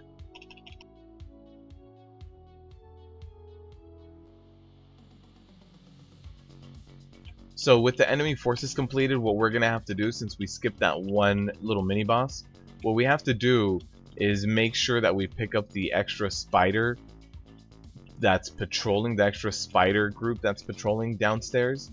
And with that, we should be okay. The one thing that's kind of going to suck is the bolstering stacks. So I don't want to get the patrol right away. So I'm going to have a look. I don't see them, so let's jump down. So again, these bolstering stacks are really going to suck if we get the other spider group while this is still up. So what we'll do now is completely nuke this, try to get this down, and then when the patrols come in, then we can pick them up. What is going to be really bad though is the Spirits of Vengeance are going to get all of these stacks of bolstering. So I need to start being in here and kind of tanking them. This is going to be 7 that's 6, and then it'll be 7 on the other one off in the corner, which is going to be almost one-shotting people. However, I can't tank both of them at the same time, so I'm kind of left to this. And you can't kite these guys. You can kind of try to drag them across, but they'll just blink onto you. Oh, luckily this one didn't get the bolstering charges. I've been in some runs where he does, and some runs where he doesn't. So luckily they didn't. He was in combat hitting people, but luckily it was unbolstered. So now at this point, you see the pats right behind me. We do need these. Oh, actually we don't. We're at 98. I could have sworn we needed that extra little bit of help.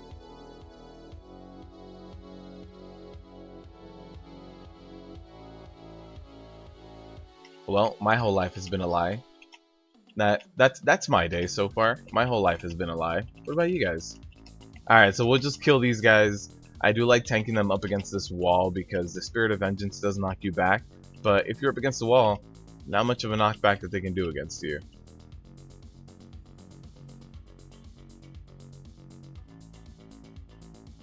Alright, and also we'll throw away the light because it does stun you if you're trying to get in here. And I'm normally on the light. I feel very comfortable with the way that I show everybody where the wave is, but I think this druid's gonna pick it up for me. No, okay. You didn't know Method was that big from when you've seen on YouTube. It's pretty, yeah. So Ezekiel, Method started off as like one of the top guilds in the world, and then Sko, who you probably know, very famous tank for them, he decided that he wanted to make Method a brand and a guild. So he also wanted to branch off and become a brand, get sponsorship deals, kind of make the Method name popular. So at that point there was a big separation in Method, and a few people really wanted to become the brand and a few others didn't. So the brand kind of or the guild separated, and then there was a guild for a little bit called Serenity, I believe, which was kind of a mix off of the people who just wanted to play the game. They didn't care about brand deals. They didn't care about anything like that. And Method made it. Method is insane. Sko has put in a ton of work into making his guild a brand. So yeah, Method is a brand now. They have all their merch. They kind of do all sorts of things. I know Sko also does like poker tournaments. Method also hosted their own PvE tournament at one point. I think it was before WoW gave out, or before Blizzard gave out unofficial points in tournaments. But yeah, they've hosted their own tournaments.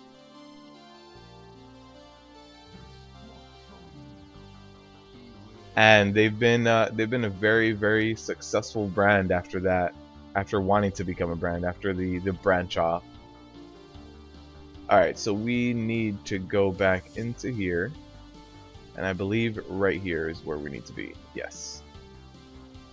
And then we have way over here, and this is why I normally feel a little bit more comfortable kind of doing this. Hopefully we get a little bit of movement. I don't know if I'm going to hit or not. Not sure exactly how far to the right it needs to be. Okay, I'm good. And that was it. I'm pretty sure that was the last wave.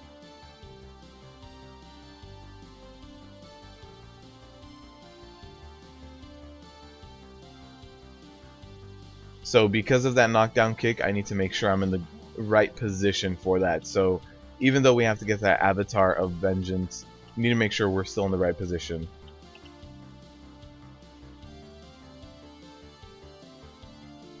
Getting some code cut before 9 AM.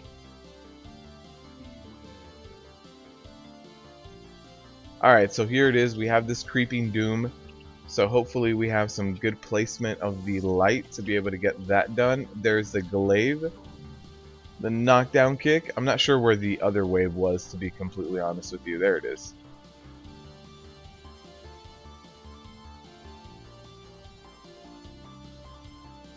Not sure how that glaive hit me. I was way behind the boss, so shouldn't have landed on me. But there it is. Plus 13. Done. On time. Upgraded to +1. So I'm glad we got that done. And we got a good piece of gear too. Let's see, 930. That's a lot of haste. That is a lot of haste and mastery. That's going to be an upgrade for us. That can replace our 925 maybe, or our 920. It can replace either one of our rings. That's going to be an upgrade. We are doing really good on gear this week. That's insane. It's insane how good we're doing on gear this week. How many item levels am I going to jump up this week? Just before this, the week before this, I was thinking like it's going to be really difficult for me to jump up item levels unless I start getting into Mythic TOS, which good luck pugging Mythic. But I've been able to get some good upgrades. Rip key incoming. I'm sorry, Deep. It just didn't work out that way. Who was the best raiding team in Wrath? Wrath was Nihilum? Was that them, or who? I can't remember the name of them right now, but it was there was definitely, I think it was Nihilum or something like that. Am I doing a TOS today? Absolutely, Kane.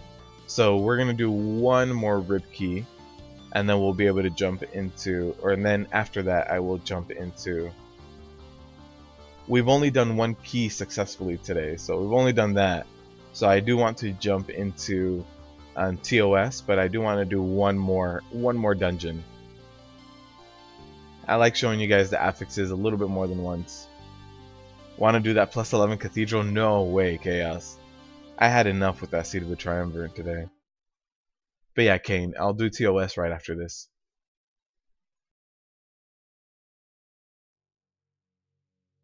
Thank you for the grats.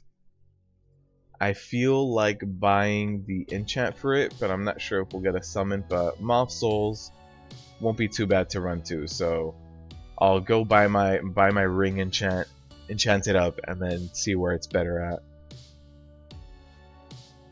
Paragon. Yeah, my Paragon is not up there yet. I'm a 64. So for my next point, I need 66. And then it's such a long grind up, man. I also got an upgraded relic. That's something I also got. This one has Ignore Pain. So I'm glad I got that. It replaced the other one I had, which was like the cooldown of Heroic Leap. Just not something you need. So let's get a ring enchant. No, that's not it. These are the other ones, right? Oh, it is this guy.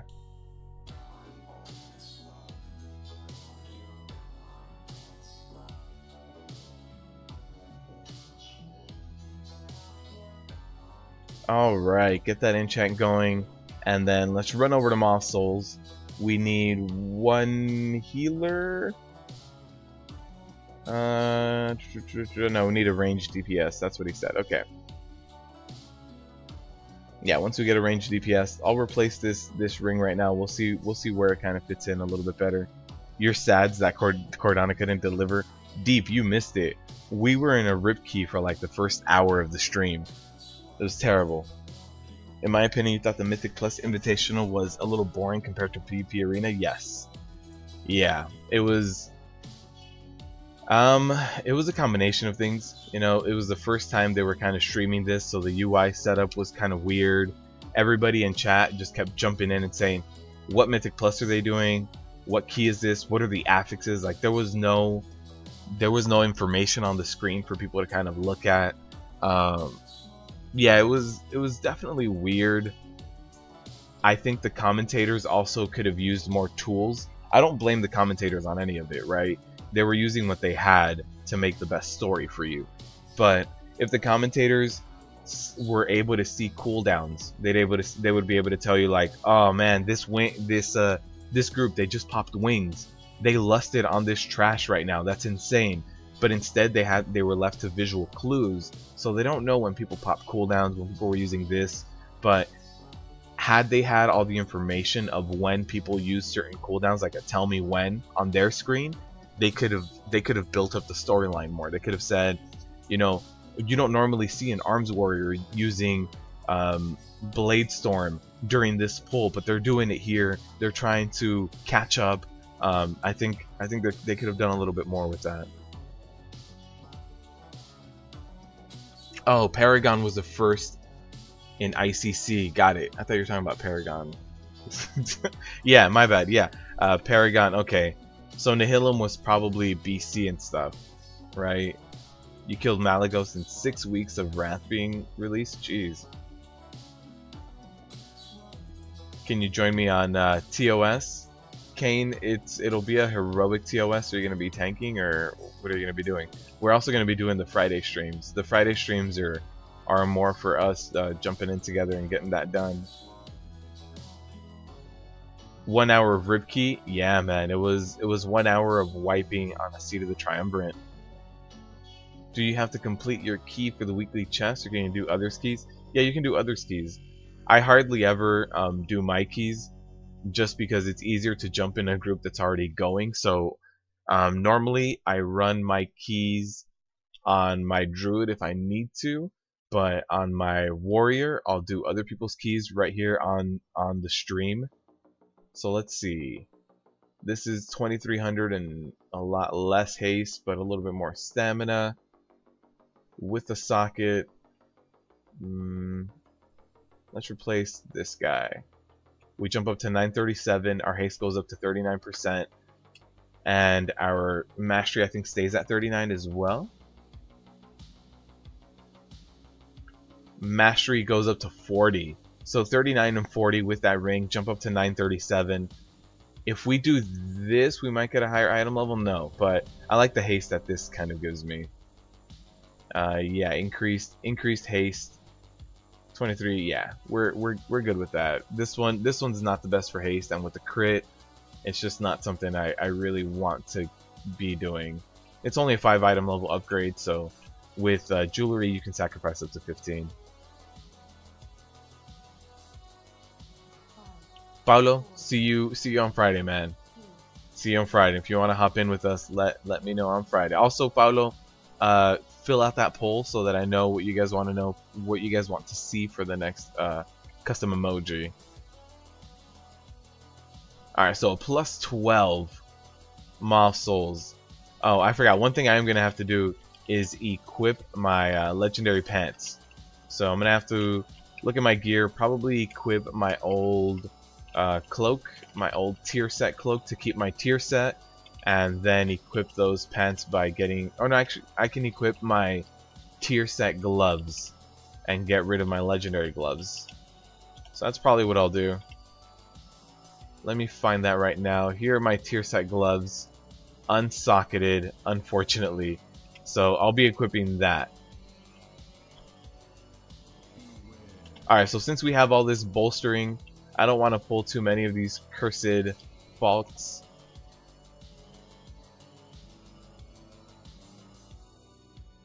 And now we can run in here and get this all done.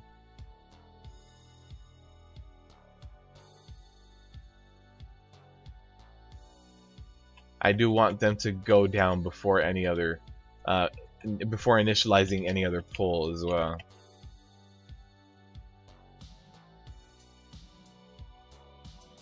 Oh no, this is gonna be a wipe for sure. We can try our best to kind of mitigate what we can and try to make it less impactful, but with a bolstering, this is gonna be way too much. This is gonna be about 7 or 8 stacks of bolstering. It's gonna be way too much.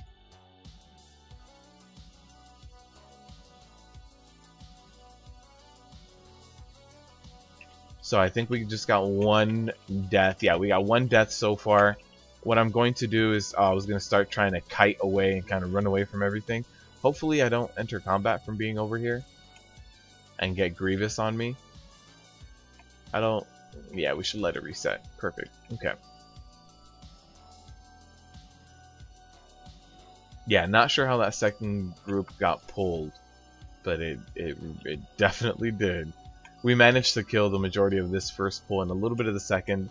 It's going to make it a little bit easier with the bolstering, just because we're going to have one stack less going out there.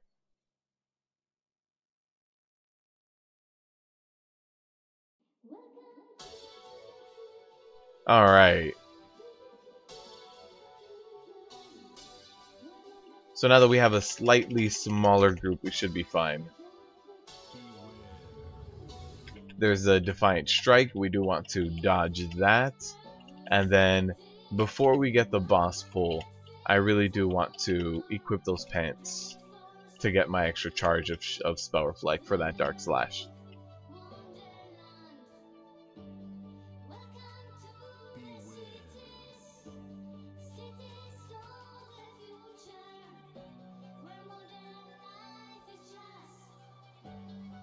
Alright.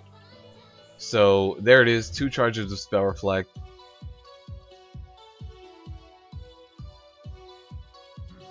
There's the first Dark Slash. Got it just fine. We'll be able to get the second one as well. I always used to freak out on this boss because of the Dark Slashes. You need to start rotating cooldowns, but with a shorter, with two charges on Spell Reflect. I mean, the other one's almost up already, so yeah, it's gonna be up in just in time. So I am perfectly okay with that. Just using Spell Reflect over and over again. At this point, for the next one, I am gonna have to pop another defensive cooldown.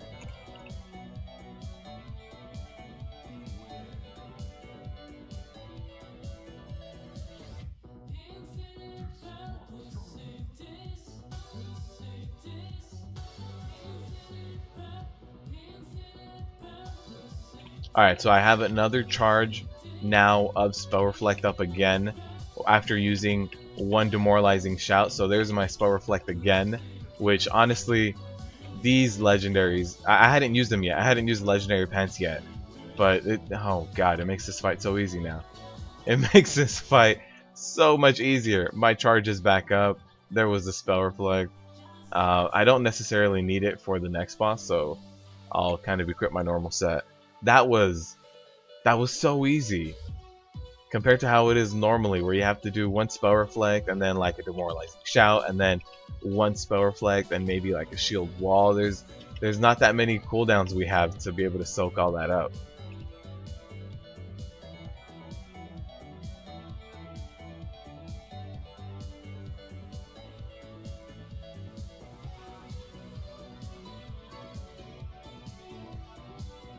Alright, and then there's the 6-pound barrel over there. And again here, we don't want to pull too much, so like those hounds, we definitely want to stay away from them if at all possible. So now that we start getting kind of the blink phase of this, where they kind of blink around, start hitting things, I'll start kind of moving around a little bit. I also don't want to get the Mariner in conjunction with the hounds, because the hounds are going to go down first. So if the hounds go down first and they bolster the Mariner like 6 or 7 times, it's just gonna be a wipe. So I'll let the Mariner walk away from all these hounds, and now we'll pull.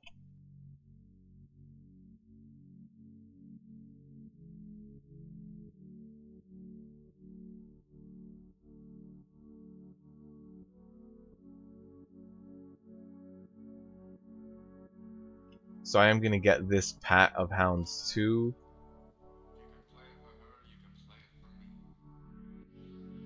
Since it was just 3, and you normally need a little bit more enemy forces completed on the latter part of the boat. So we got that done, and then we'll be able to jump into the Mariner right now. How's our healer doing on mana? Perfect, 80%.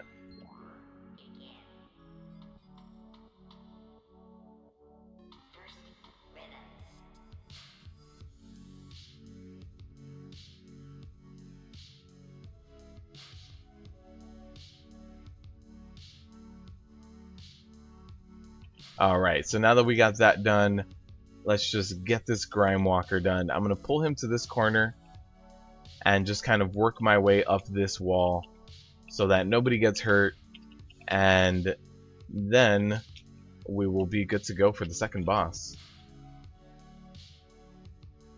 And Tyrannical on the second boss might be an issue, although we have pretty good DPS, but it might be an issue in terms of trying to get the ads down, and people might take a little bit longer, might get more damage dealt to them as a result. So yeah, just working my way up this wall, kind of keeping the breath up against the wall to maximize our space so that nobody else gets hurt. And there it is. That's all we needed.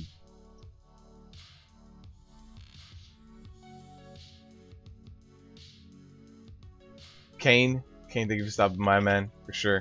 You're gonna have this on in the background, I assume, to listen out. I'll let you know.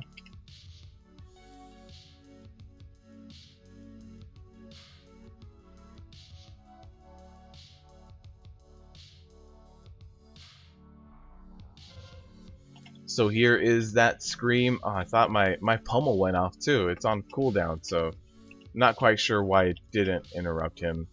Could have been a small fraction too late.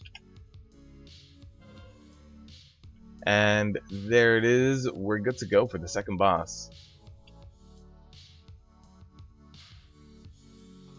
Alright, so again, this boss we are going to have to keep the ads going down as quickly as possible. So now that everybody's here, we got good mana on our healer, let's pull.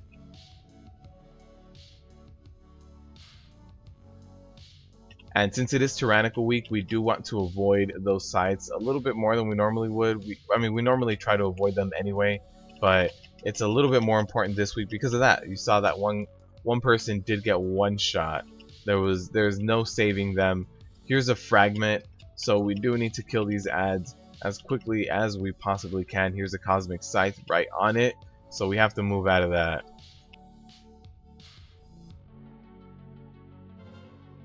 So again, here's one of the ads, kind of came out off into the corner there. I have to kind of keep that interrupted as best as I can, and there it is, perfect. There's the Cosmic Scythe again. That one took out 2 people. So that kind of sucks that we had that happen. But the good news is we have our healer, we have a DPSer up, but the boss is at 60% HP. Like I don't think we'll be able to kill this just because of that alone. There's a Cosmic Scythe going down right there.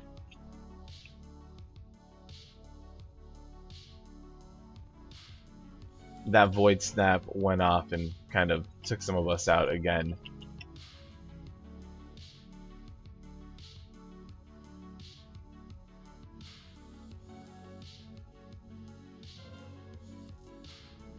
So here's the ad again, which we will stay on. Last time I was able to get a cast off, which kind of sucked.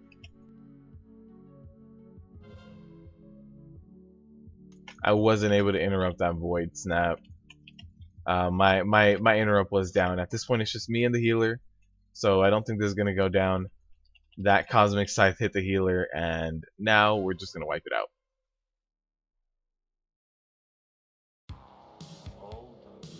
Alright, we'll wipe it out. Let's get back in there. Hopefully we don't have as many deaths early on.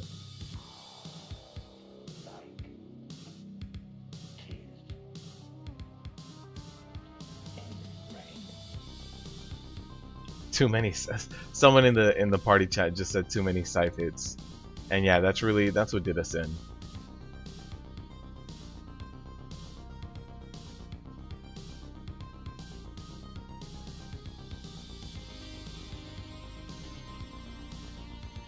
Alright, so as soon as our last DPS gets here, we'll be good to go, good to pull.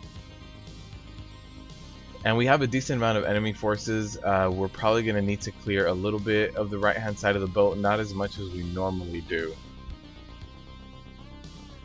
But since our affixes are really kind of bolstering, or the big one is minding bolstering, we're going to have some smaller pulls that I'll probably keep those. I'll probably pull those instead of the larger packs. Alright, so our last DPS is here. Everybody's ready on the ready check. Let's jump in. Let's hope that the Cosmic Scythe is kind of dodged this time around. I think one person got hit by that, but should be okay. They didn't immediately get one shot. There's a Cosmic Scythe right on that ad. Yeah, that hit a few people. And then here's the fragment. I'm going to throw out a stun, throw out some DPS. Perfect. There's a Cosmic Scythe again. Again, hitting one person. Hitting our Fire Kitty. Here's our ad. There's a Cosmic Scythe going down right on that ad. I will interrupt the ad. And we should be able to get it down. Perfect. There's a Scythe again. That time it did miss everyone, so that's good. Again, here's a fragment. It's going on the kitty. I will throw out a stun, and I will start cleaving. There it is. There's the ad as well, and then we should have a Cosmic Scythe very soon. It's going the other direction, so that's perfect. Alright, this time we did a lot better. Seems like everybody learned how to better dodge the Cosmic Scythe. We still had a few hits, but nothing as bad as last time. There's a Cosmic Scythe again. Our Fire Kitty. Our Fire Kitty's getting hit by that a lot. Getting punished by the Scythe. Alright, so now we got all the ads kind of together. I will throw out a stun in there as well. There's a Cosmic Scythe right on that. That's just, you know, all the mechanics at once. So at this point we're good. We made it. So I'll wait for all the ads, do a small pull here, and then I can do the small pull over here as well. Bring them on over.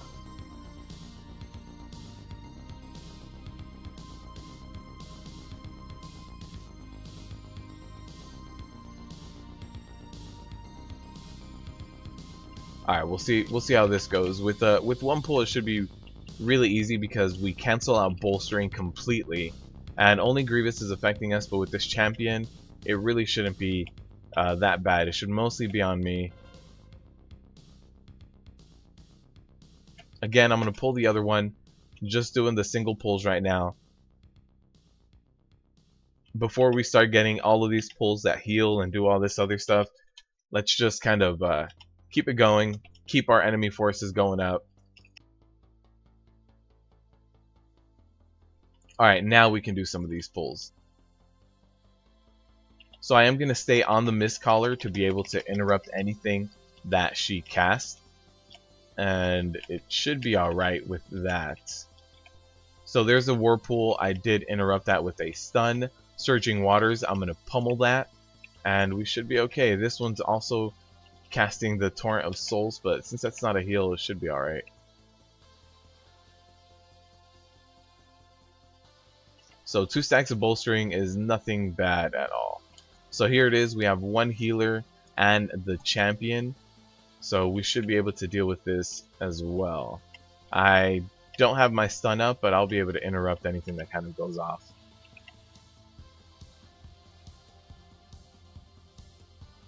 Surging Waters, don't have my stun up for that.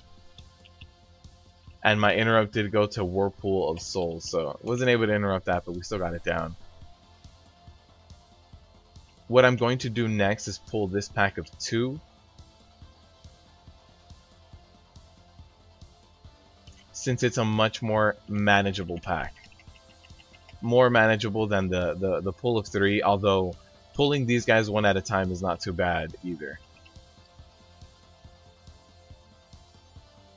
So we are working our way up.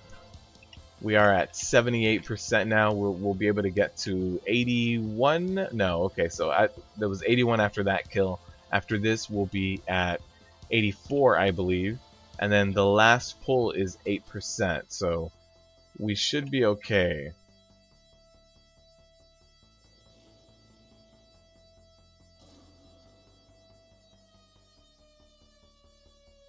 To tank double-digit keys on a 925? Absolutely, man. I was tanking double digits on when I was 925.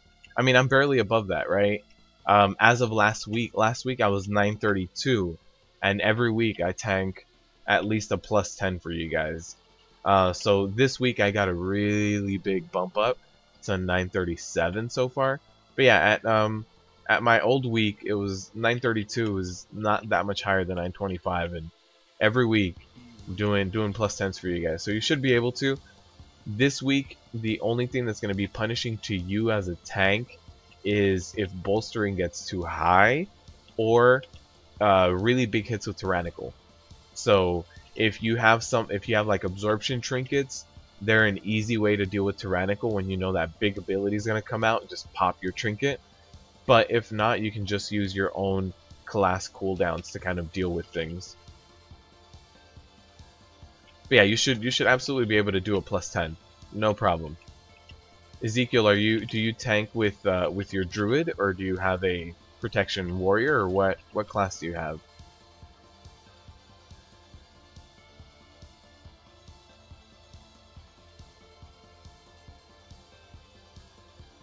And since this guy's 8%, we have 2% over what we need. It was necessary to pull that last group, although it put us a little bit over, but needed it, or else we wouldn't have gotten to our percentage.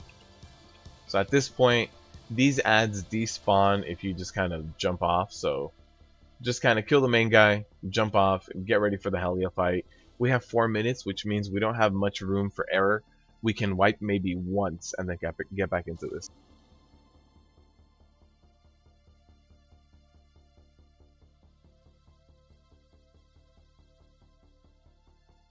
Alright, so let's get in here. Let's get these Destructor Tentacles.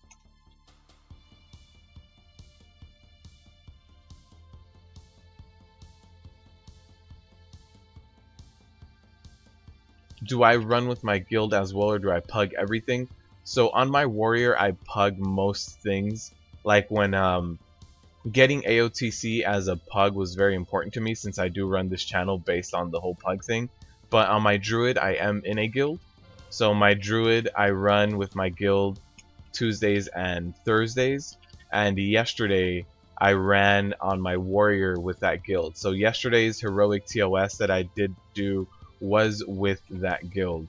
but the large majority of the time on my tank, which is, you know, how I kind of started the channel, I run everything PUG. So I normally PUG heroic TOS every week on my warrior. I normally run with my druid. It's a lot easier for me to get footage on both my tank and my druid if I'm at least somewhat in a guild. So yeah, I run with the guild on my druid exclusively, and then if they ever need a tank or anything like that, I do bring my tank. But I do live streams mostly to show you guys tanking. I've done a few with the druid, and most people aren't very interested in watching me play Boomkin, so keep it to tanking. But yeah, I mostly PUG. There's a corrupted below over on the right hand side, so we're gonna stay right here. And we did lust right now, so we should be able to push to that 70% relatively easily.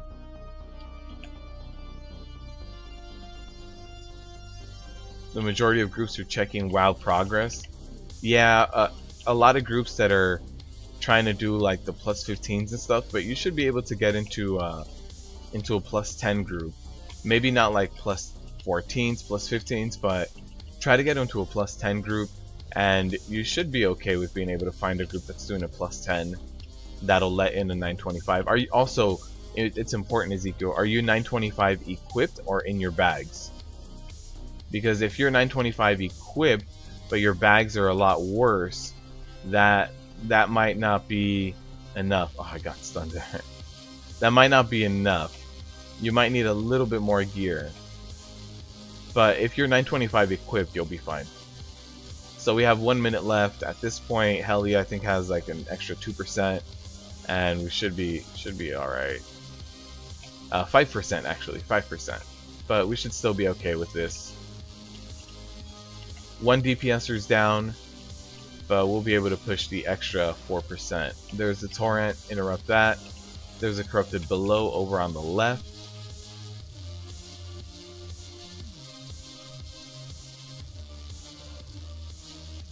There's the torrent. I wasn't able to interrupt that one. My interrupt was down for that one. I got the last one. And an extra 2%. Another corrupted below happening right now over on the right. And that should be all we need.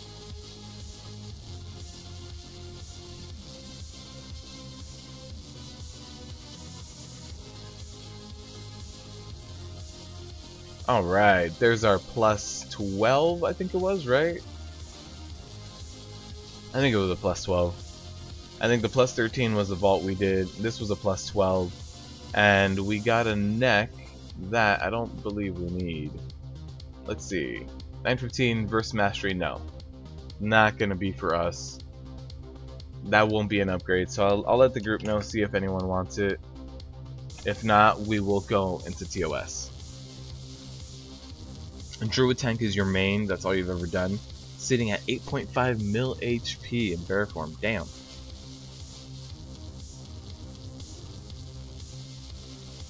Yeah, it's nothing. Non-glyph Boomkin is to blame. Nice. Nice.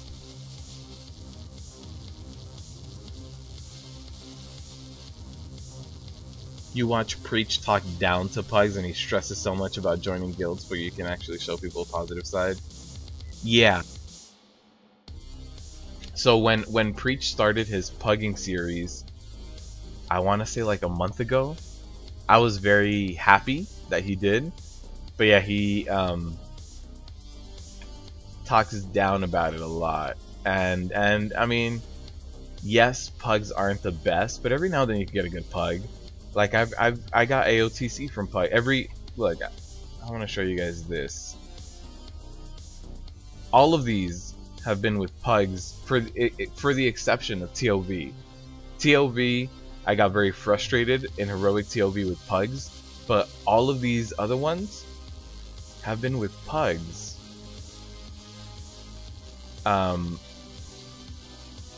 Yeah, like this Kill Jaden one that I got was a pug. Xavius was a random pug. Yeah, Helia was with a guild. But yeah, like you can do a lot with pugs. They're not going to be the best, and you have to carry more than your. That's why, like, normally when you run into pugs, they all want to be overgeared, and that's for a reason, because normally the coordination on a pug requires you to be overgeared. But you should be okay. It shouldn't be too bad. I'm not a fan of saying that people who pug are the people who pug are the shitty people. You know what I mean? I don't necessarily like. I have enough time on certain schedules, but not every guild in my realm fits that schedule. There's one guild in my realm right now where Sunders is, or where my warrior is, that fits the schedule that would work for me. Only one. All the other ones, this server that I'm in is Eastern time, which is 3 hours away from me. You guys see the local time. So there's only one guild that fits my time frame that does even jump into Mythic. And so I've talked to them, but they don't need a tank. So it's difficult for someone like me who is a tank to join a guild, because a guild only needs 2 tanks. Maybe 3 if they want to kind of rotate one in and out, but you only need 2 tanks, and with certain time constraints, there's only so many guilds that fit the mold, and the fact that you can't jump into Mythic unless everybody's from your realm is also pretty limiting. Let me try to find a group here. I'll try to find a fresh group.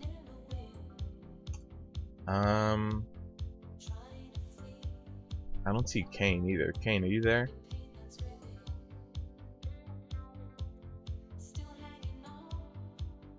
But yeah, I don't agree that people who pug are only the people that are, you know, shit at the game, or the people that don't have the know-how. You can pug hero. I think Mythic is the level of difficulty where it gets to, like, yeah, you should probably be in a guild. But you can pug normal and you can pug heroic just fine. I can pug up to plus 15 keys, very good as well. The place where that stops is above plus 15. The highest key I've ever done is a plus 17, and it was an uphill battle. So it's like it's a little difficult to kind of get things done in Mythic or above a plus 20 with a pug. How many item levels do you think the warrior set bonus is worth? Yeah, 4 pieces. I think the warrior set bonus is worth about 20 item levels, to be honest, because let's just take the first set bonus. The first set bonus gives you 1.5 ignore pains. 1.5 ignore pains is worth about 1.3, 1.2 million HP. So just the 2 set bonus is worth about over 1 million HP for you. And then the second set bonus makes your Berserker Rage come up like every 30 seconds. So you get a free let's just round it down to 1 mil. You get a free 1 million health bubble every 30 seconds. It's insane. It's really crazy. And not only do you get it 30 seconds randomly like a Pride does, you get to control it. So for Kill Jade and Claws, you get to control exactly when stuff like that's happening. So I would honestly say about 15, maybe 15 item levels. Maybe 20 is a little excessive, but 15 item levels for sure. It also depends on which pieces we're talking about. But if you have like Haste Mastery Chest, Haste Versatility, Haste, or this Haste Helmet, like there's some pieces that are better than others. I think the cloak is one of the weaker pieces. I think it has crits. Where's the cloak? The cloak is crit mastery. That one's okay. The gloves are good in case you don't have their crit verse. They're okay. Versatility mastery, but the pants from Kill Jaden are better. But yeah, I would say like 10 to 15 item levels. If you're only doing 5 item levels to drop, 100% do it. Your guild is very inactive, so you can only pug and you haven't had too many bad experiences. I'm gonna pug this TOS. You watched me jump into heroic Nighthold and you said I should do that too. I'm glad that you guys have been jumping into heroic as well. pugging is harder than guild raiding. The thing is, pugs do take more to recover from mistakes. When you run in a guild, you're assigned a job, right? You jump in with your guild and it's you and you are soaking this mechanic. Okay, done. If those two people do not soak that mechanic and you fail as a result of it, they get chewed out, right? And the next time you run it, it just gets burnt into people. But when you run pugs, you have to do more than you should. Like, when you run pugs, every now and then you need to pick up other people's mistakes. You need to rotate cooldowns in a different way. I think pugging makes you... Pugging creates a better muscle memory when it comes to your class, as opposed to doing a rehearsed dance. When you're in a guild, you do a dance every time. You know, you jump into a group, you go in with your guild, and you just do the same dance every time. I stand here, I soak this. 10 seconds later, I should be over here in this position, soak that. But if you're in a pug, everything is a reaction. You have to know how to react properly. You have to know, uh-oh, somebody messed up. They didn't do this mechanic, so now I have to use this cooldown to survive the next 10 seconds. And so that's kind of pugging teaches you. It's kind of like the School of Hard Knocks. Like you get to learn your class and you get to know your limits. You know, you get to know that I can actually take an Armageddon with a Fell Claw up. That's fine. I can do that. I can, you know, I can get up to 10 stacks on Harjatan and still survive. You know, you learn all these things so that when you do run with a guild, not everything is a complete freak out when there's a small deviation. Deviations aren't good for guilds because people learn the dance. And normally when I run into pugs, like the first week when Tomb came out, when I just got footage and did boss guides for you, the reason I didn't live stream that is because I go in ahead of time, I read all the written up stuff that there is on bosses, and I read the dungeon journal, I read everything. I jump into Discord with the groups on the first week, and I kind of let everybody know, hey, this is gonna happen, this is gonna happen. You and you are gonna do this, you and you are gonna do this, in case this doesn't happen. Like when it's the first week, I jump in there and somebody has to kind of lead a pug. Normally when I'm on stream with you guys, I kind of take the back seat. I'm just kind of here for tanking. I let the leaders kind of invite people. It makes it so that I can interact with chat. But if I could interact with chat and lead pugs at the same time, think more like Friday. I'm starting to do that Friday. I'm starting to train myself to be able to do that. But yeah, it's pugging is definitely, somebody needs to take the leadership role. But it's not impossible, and not everybody that pugs this shit. You used to chew out guild members for moaning about pugs. Oh man. Find the worst pug on the server and carry them through a dungeon, and you'll learn more about, that'll teach you more about healing. Then yeah, I agree that you learn your class and your role better when you need to pick up the slack for other people.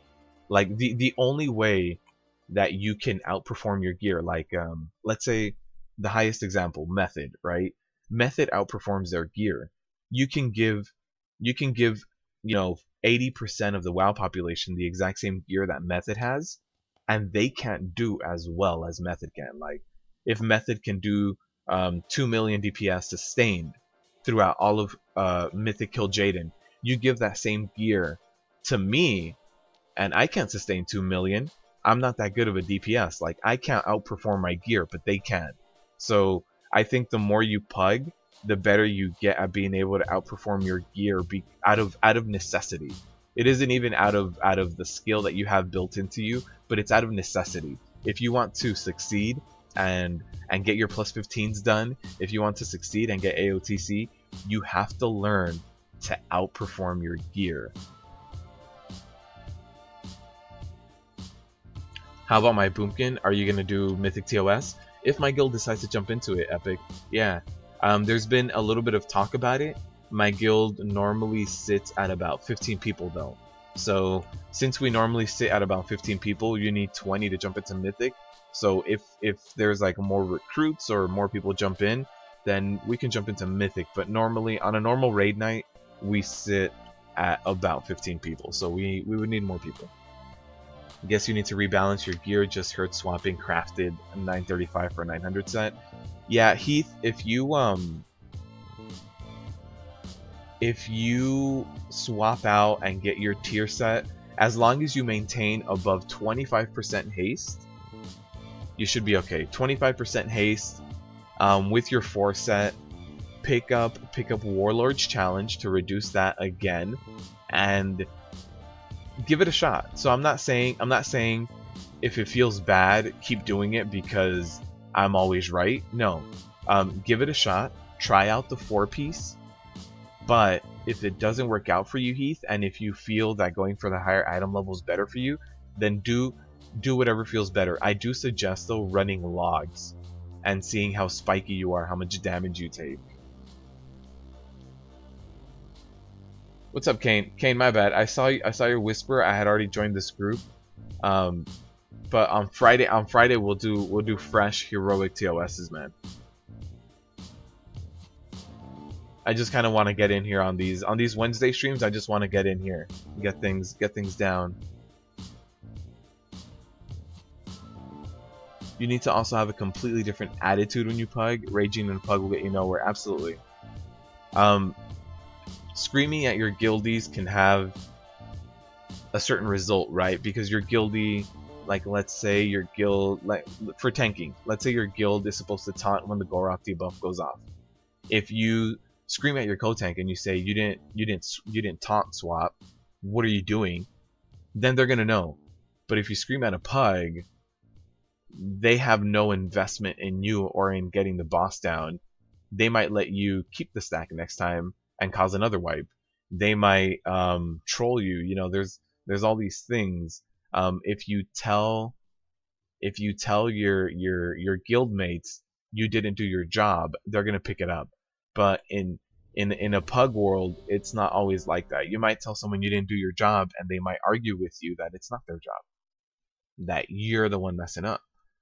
For example, yesterday, the Seed of the Triumvirate run, after the 2 hours when I left, the guy whispered me and said that I was the worst tank he's ever met, and that he was going to block my realm and never hire any tanks from my realm.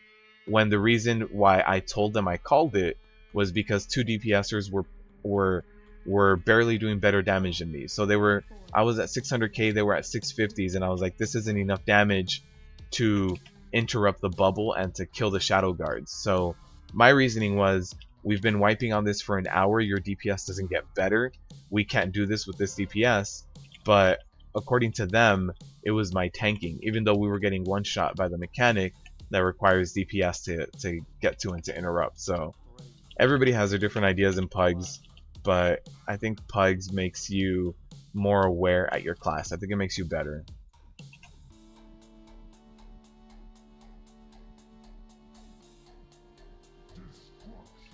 Yeah, my bad, Kane. There was already a another tank in here. For sure, we'll get something. Yeah, we'll get something on Friday. Don't worry about it. I'll get you in as a tank. If there's already another tank in here on Friday, what I'll do is I can jump over to my boomkin as well. Whatever the group needs. Fridays is more about getting you guys gear and getting you guys whatever you need. So if it requires me jumping on my boomkin to get you guys gear, that's fine. I perform well for heroic TLS on my boomkin as well.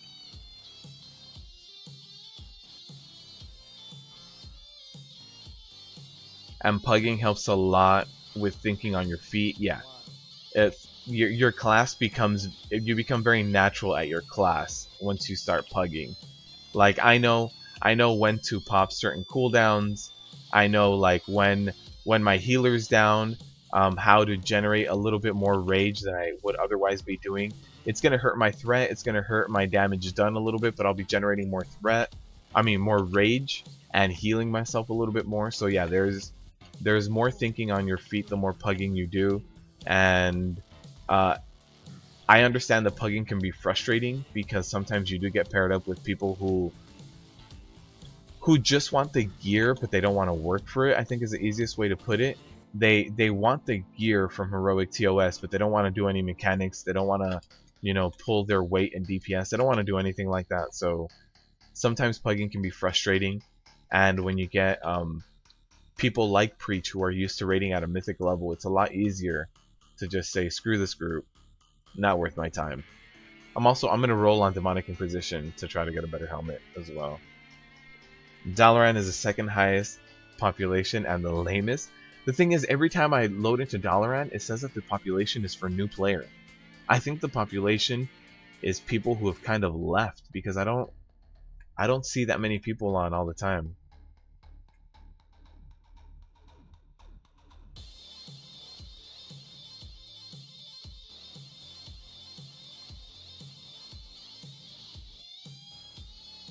You suck, tank. Do more DPS. Sign DPS. Yeah, that's what it boiled down to for me.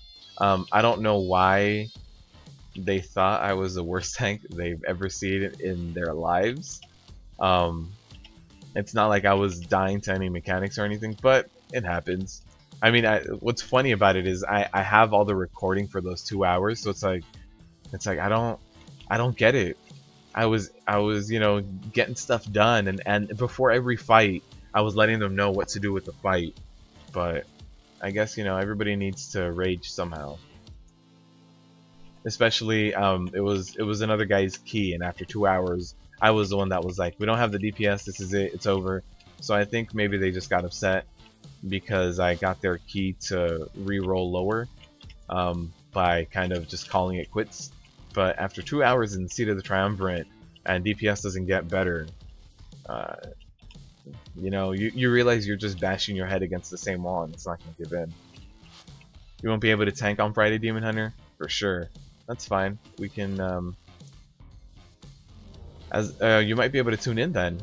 Demon Hunter, if you tune in and we get amazing drops, don't blame me, man. Don't blame me. Kane's got my back for sure. Let's see, who's the other tank right now? This guy, Flappy Pally.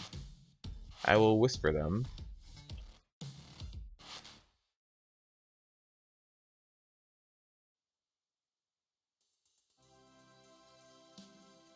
That way I don't have to solo Nighthold. You can actually solo Nighthold pretty well. I didn't know if it was going to be possible. I haven't been in Nighthold in a very long time. Okay, so the other tank is going to take him first. That's fine. You're on Hyjal with your Hordes. How's the economy there? The economy on my realm, on my warrior, has been crashing lately. Obliterum, 3 weeks ago? 2 weeks ago? I think 2 weeks ago, Obliterum was worth about 1,700. And today, before I started the live stream, Obliterum is down to 1,000. So I'm not sure what would make Obliterum fall by almost 50% of its value from 1,700 to 1,000, but Obliterum is going down right now. Primo Oblit went up, which is really weird. So you can buy Obliterum at 1,000, go do dailies, and pick up all of your primal Sargeras. So someone's jumping in, so I gotta go in. I thought you know, we were. I don't know how they got Torment so high, but it's fine. We'll jump in, clear it out. The other tank is at 66. He's currently sitting at the highest. So we'll jump out when he gets a little bit more. There's 80. So he is at 90, so I'm good at this point. I'll pick him up. So there's the side sweep. I do have to actively tank that with the crit block. And then he's going to have the bone saw immediately. Positioning was a bit off because I had to kind of jump out. But what I'll do is this, which normally gets you 1 tick of bone saw, which isn't too bad considering that you avoid kind of hitting everybody else. Calcified Quills, and then we'll have a side sweep happening very, very shortly.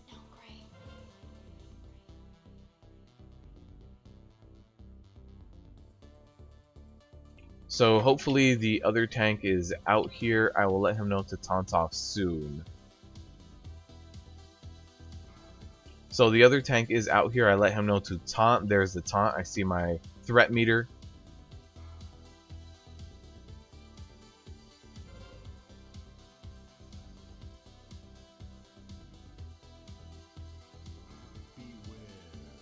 Yeah, I was talking to Epic yesterday after that run.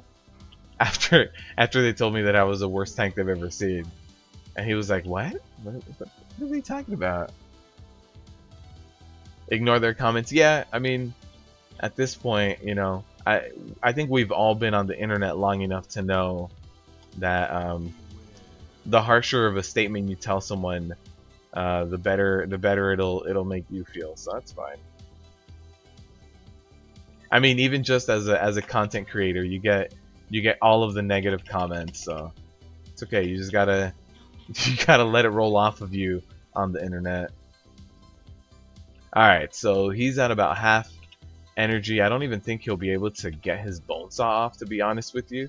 I think that last 5% is gonna go down. Yeah, it's gonna go down way faster than his energy. So we're good. This is going down. We're gonna use our bonus roll.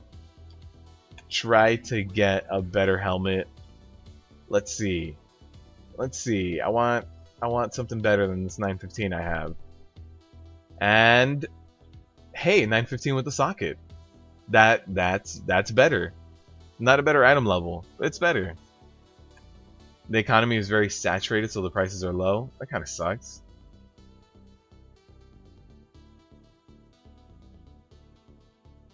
Teach you proper mechanics of TOS? Yeah, not a problem, Kane. What's your item level right now, Kane?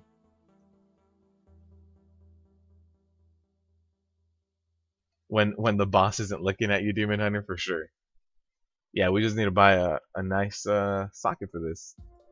And then we'll have a little bit more haste. Just adding 100 haste at a time to my set. You'll come this Friday and sleep at the corner of the heroic TOS. Oh man. 4chan? Ooh, the hacker known as 4chan.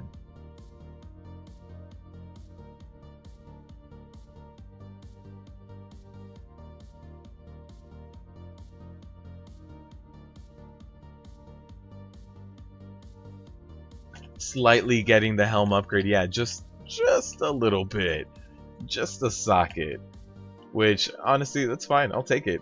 I honestly don't see my gear getting too much better besides like lucky Titan forges at this point from heroic TOS. Like I think this is gonna be it. This is gonna be good. There will always be trolls that get picked on at schoolwork, come home and act like gods in WoW. Oh man. Yeah, trolling will always exist. I mean, I think we've all also done our fair share of trolling at least one person who's gotten under our skin at one point. So it happens.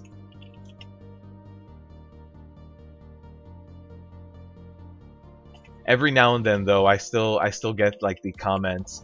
Like when I do the Mythic Plus runs and pull-throughs for you guys, I do it at a lower level so that my group isn't like running trying to make a certain timer or something.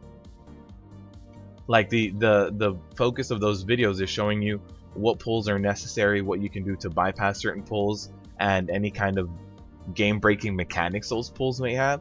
So I normally try to run them like at a +4, +2 to +4 really, to make them a little bit easier to film and a little bit easier on my group to kind of take it a little bit slower to show the right camera angles. And to this day, I still get people who, on that series of Mythic pulls and run-throughs, they comment that I am really bad at this game because I only do a +2, and that I should really reconsider what I do, and that I should that they can't believe that I consider that doing real content. You have a 931 item level, nice. That actually is really good gear. Next time it'll be the socket with leech. Hey, I don't mind some leech. I got really lucky with leech when I was in Nighthold. If you look at even stuff like, oh, not this one. My Draft of Souls got leech randomly. When I was in Nighthold, I had I think 3 pieces with leech, but TOS hasn't been kind to me with leech. Life at 940 item level is praying for Titan Forge. Yeah, I mean, look at this, 937. If I equipped everything that I have in here, sure. I think the easiest thing I can upgrade now is my neck or helmet. 915, 920. I think that the neck would be easier if I start spamming like I think Upper Kara has a good haste mastery one if I'm not mistaken. There's a few Mythic Plus dungeons that have a good neck, and I could spam them, but at that point, spamming them for a maybe like a 5 item level upgrade, it's just gonna drive me crazy. But I'll get some nice AP out of it. All right. So now that we got all these ads, I do try to help cleave them a little bit. I'm not actively tanking, so I can kind of turn my back. Alright, now I am actively tanking, so I can't keep turning around like that. Your hunter is 930 and you don't think you'll go any higher than that? Yeah. I do want to jump into Mythic, but it's just the necessity of finding a guild that needs people like I said earlier. My Prot Warrior, I've requested the one guild that kind of fits with my time that goes into Mythic. I think they're like 5 out of 9 Mythic right now, but they don't need any more tanks. And then on my Boomkin, we need a few more people in that guild to be able to get that and jump in there.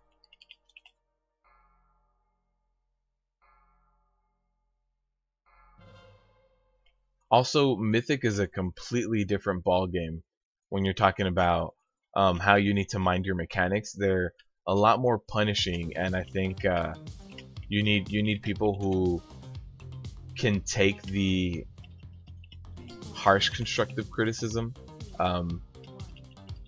So I think that also requires a different person. Like whether you can do heroic TOS or not, I think once you get to that Mythic level, you need to be prepared to kind of get yelled at if your job isn't done well. So not sure if Mythic will happen for us this raid tier, maybe next raid tier, but I definitely am still looking to try to find some kind of mythic content. Can I take up a DPS spec on my warrior from Mythic raid? You love having a solid arms off spec. So I did do a little bit of arms in Nighthold, but I honestly haven't tried any arms this raid, or this tier, I guess I can say. So I haven't tried DPSing in a while, but I could give it a shot.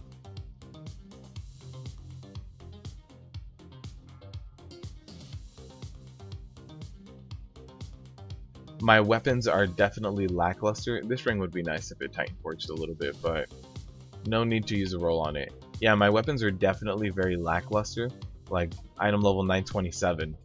I think, yeah, just 1 point in concordance, or when we talk about, I think this one also just has 1 point in concordance. This one's probably even lower, 921. So I need to like upgrade my weapons and find trinkets. Trinkets is a big one.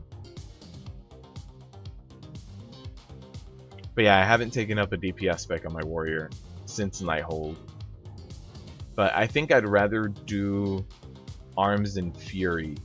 But we'll see. I'll try to give it a shot. I'll try to go arms, beat up some dummies, try to improve my rotation. I mean, with the gear I have, I should be able to pull 1 mil sustain, no problem. So we'll see how good that is, or how good I am at it. Trinkets are a pain, yeah. So the trinkets I think that I would need would be the one from Sisters, which I'm planning on getting anyway.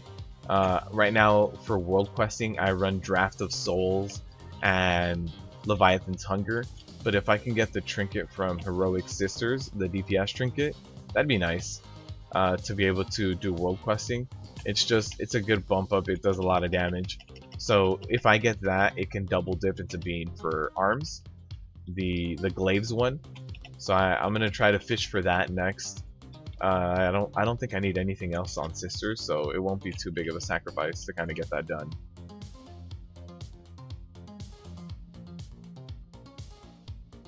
Ooh, gambling coming out.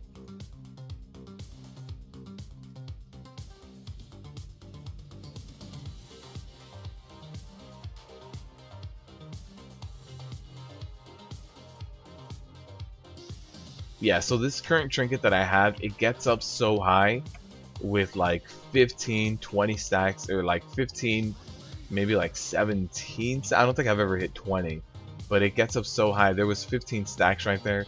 It's so much armor. It's insane. Like right now without it, my armor reduces 56%. Let's see if I can get another proc right now. It happens about every it should happen like every 25 seconds since it has a 25% uptime. So maybe I'll get another proc right now during this trash. Maybe not. There's the proc. Okay, so I just got it right now. And let me jump up to as high amount of stacks as I can. I was at 56% mitigation before. I jumped up to 69, 70% mitigation. So that's a net increase of almost 14%, right? So 14% more damage mitigated is insane for a trinket. But I'm trying to see if the uptime is worth it, since it's you know, uptime about 20%, about 30%. 30% is the average. Like if that ever goes off on Kill Jaden's Spell Clause, that'd be crazy how much damage it would help me mitigate. Where's the feast? Somebody laid a feast down. Oh no, they just did a fake /me to get people to look. Don't be that guy. Oh wait, no, it is over here. I was like, they just did a /me. Alright. You can sustain 800k single target with 922 stat stick trinkets. Nice. Yeah, that's the other thing too. For something like that spec, I have one legendary for arms. I have the gloves, and that's it. The other legendaries would have to be neutral legendaries like Sifu's maybe. I don't even have Pridas on my warrior yet. Pridas is one of the last ones I have to get. On my prot spec, I need 2 more legendaries. Legendary Belt and Pridas.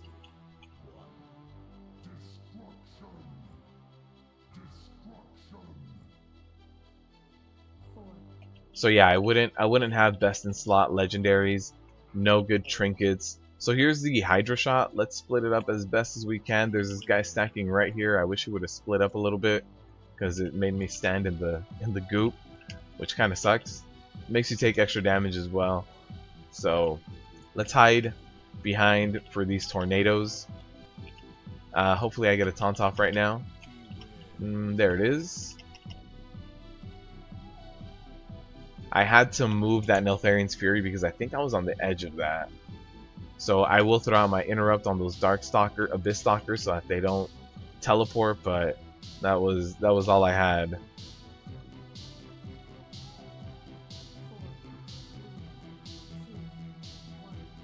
We're about to have a Hydra shot. There it is. I'll run over here, kind of help this person soak while not standing in that puddle. Now that I helped that soak, let's run in here. We're about to have a Burden of Pain. There it is. Taunt off. You have gloves and Burning Wish. Oh, no, I don't have Burning Wish. Burning Wish is on my Druid. I don't think I have it on my warrior. So hopefully we get enough feeding out to the Maw as quickly as possible. That was pretty damn quick, not gonna lie to you. So let's jump over here. This one has less people. That one has a lot less people, but didn't want to jump back into that goo. Here's a Burden of Pain. Hopefully we get the taunt off.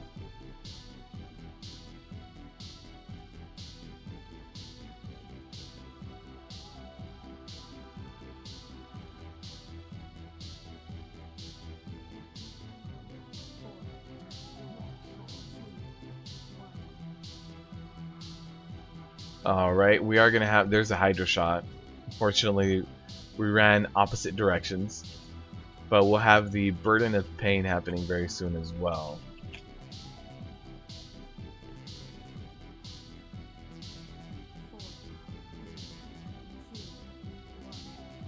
And again, here's another Hydra shot. Let's split it up with this guy. Seems to be less people here.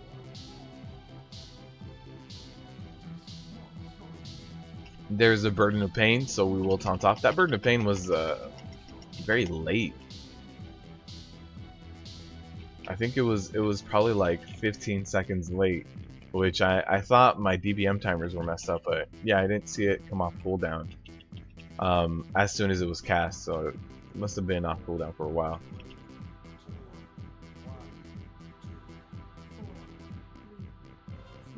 There's a burden of pain on me. Hopefully we get a taunt off in time. I will jump over here to this Hydra shot, even though I have to stand in the goo. As long as if I'm actively tanking, I don't really want to stand in those puddles. We did get those ads down right on time, like just, that was barely on time.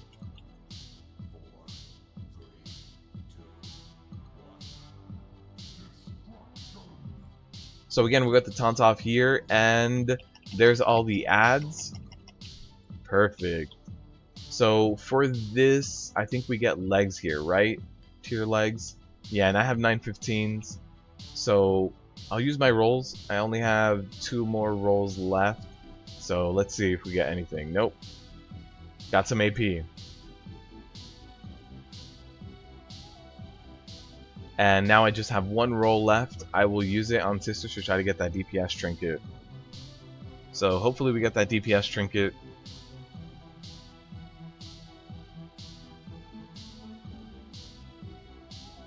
You guys are gambling it up today. Wait, have you even lost on any of the rolls? I don't think you have. Nope. I don't think you've lost, right? Not today.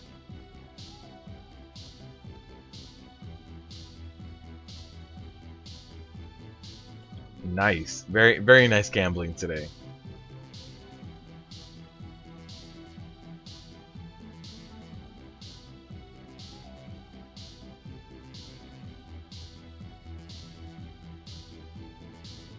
Yeah, so on Sisters, we'll use our extra roll for DPS spec. Is there a particular DPS spec that I need to go, or is it both for Fury and Arms? Oh no, it's not on here. I thought it was... Huh.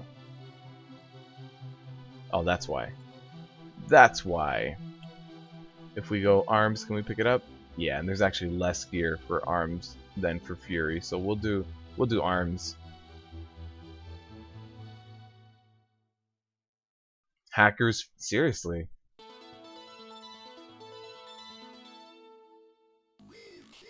So here's one way of pulling this pack.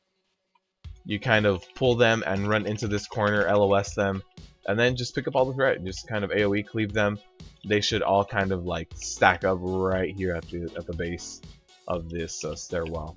So that's one way that you can do of pulling this without kind of letting the trap go off. As long as nobody heals you before you do it, you shouldn't be getting hit anyway, so that all of these guys are aggro to you and don't pick up healer aggro. That's one way of doing that. We also have this guy, who's probably going to come down right now. Hey, there it is. I you know, had a good feeling. I had a feeling that someone was going to set off the trap at least. 42 hours. Oh, epic? Yeah.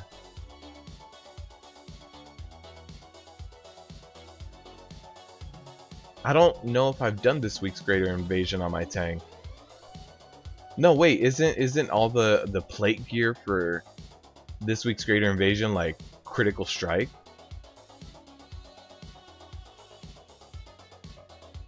Oh, we pulled everything right now. So hopefully there's a tank over there, right? No, there isn't.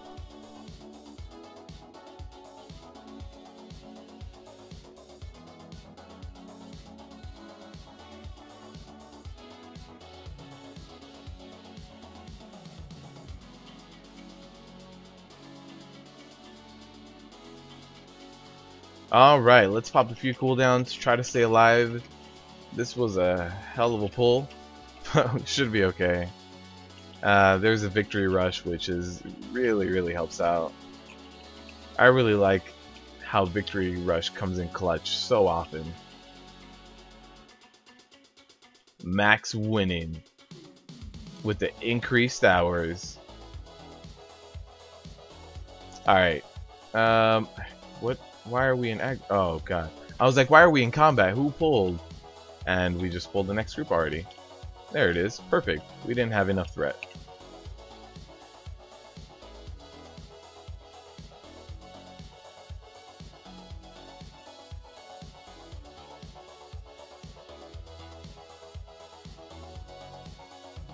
Nothing on critical strike from the invasion this week? Okay. I don't remember if I did the greater invasion this week. So I'm just kind of wondering. I thought the last time I did a greater invasion, all the gear was very good. But what's the person that's the greater invasion this week? Let's see. No, that's the regular one. That's the regular one. Where's the greater invasion? Huh. I think they pulled sisters. Yeah, oh, they tagged her for the bloodless, I guess. Where's the greater invasion? I don't see it. Why can't I see? I think I did do it then. That would be the only reason why I can't see it, because I already did it. So don't need to save my extra roll. All right, so we'll get a ready check. Can I do a ready check? Do I have permission? I do not. So there's the ready check, and we'll be good to go.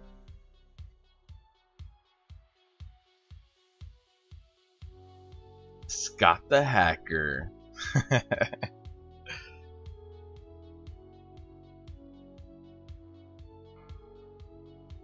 Yeah, so there's a few things I also want to do with that. The currency you guys earn. There's a few things I want to bring. Like for Friday streams, I think it'd be cool to also do a few mounts, and I've been looking at a few mounts that we can I can kind of buy and start stocking up. And I want to do 1 token a month as well, so we can all have kind of like places to use them. And then maybe some other giveaways. Like I was thinking maybe we could even do a +10 giveaway where you can come on another tune, get your +10 done for the week. Yeah, so there's a few things that I've been wanting to kind of add. I will for sure keep you guys up to date on the community tab and on Twitter as well. So in case you guys are interested in any of those things, any of the rewards you guys can get from just kind of being here, yeah, just keep looking, keep active on here, and then follow me on Twitter if you also have that. I will post links on there whenever I do something like that. For now, I made the straw poll before this live stream started, and I'll post it again right now. Give me 1 second. Let me kind of get rid of my stacks. So one thing I've done is this right now, and I'm gonna post it on my community tab after this live stream. I just kind of want to see the results of the live stream first before jumping into the community tab. I'm giving away Warframe on Friday. I can't. That's the thing. It needs to be things that I can trade. Token isn't something I can trade, but by you creating a new tune, if I give you 160k, you can buy plenty of other things if you're more interested in pets. But stuff like the Warframe, I would need to like you would need to like log into your account, take a screenshot to show me that you're exalted before I give you 500k. There's a few things that would need to happen with those, so it needs to be other things. It needs to be things that I can easily give you guys. It also can't be like transmog, just because then you need to create a character that has a certain eye level, or a certain level on my realm to kind of get that done. So I need to try to avoid the need to create a new tune on my realm, or even to just make a Horde tune. Running the +10 would be kind of like with Horde right now, so that's one kind of shortcoming on that, and that's kind of why I've been trying to avoid that. There's the incorporeal shot. Hopefully it gets ran through us. That's not enough people in there. That really hurt.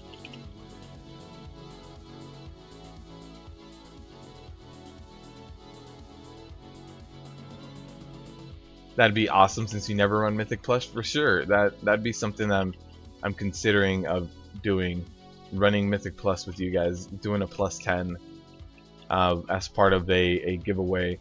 And there might also be a few giveaways that are more bids as opposed to, like right now, the giveaway raffles. let me switch my loot over to arms and use the roll. I got it! 925? I can get Warforged on off specs. I can. Oh man. But man, really? I can get ridiculously good rolls? This week, you know what? I can't even complain because this week has just been so good to me on loot. Jeez.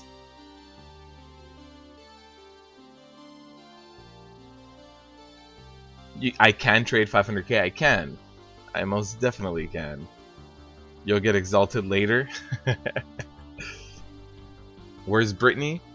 Oh, that's why it's super quiet in here? No, I don't know where she's at today, actually. Let's see. Yeah, I don't see her online at all. Don't see her online at all. So let's LOS pull this guy into this room and then just beat her up in here. Thank you.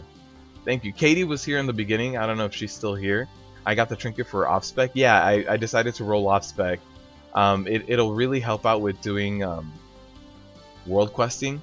Like, okay, right now for world quest, I run Leviathan's Hunger, and then I run an old draft of souls. Just to kind of like, especially when you're killing rares in Argus as a tank, you don't die, but it takes you forever.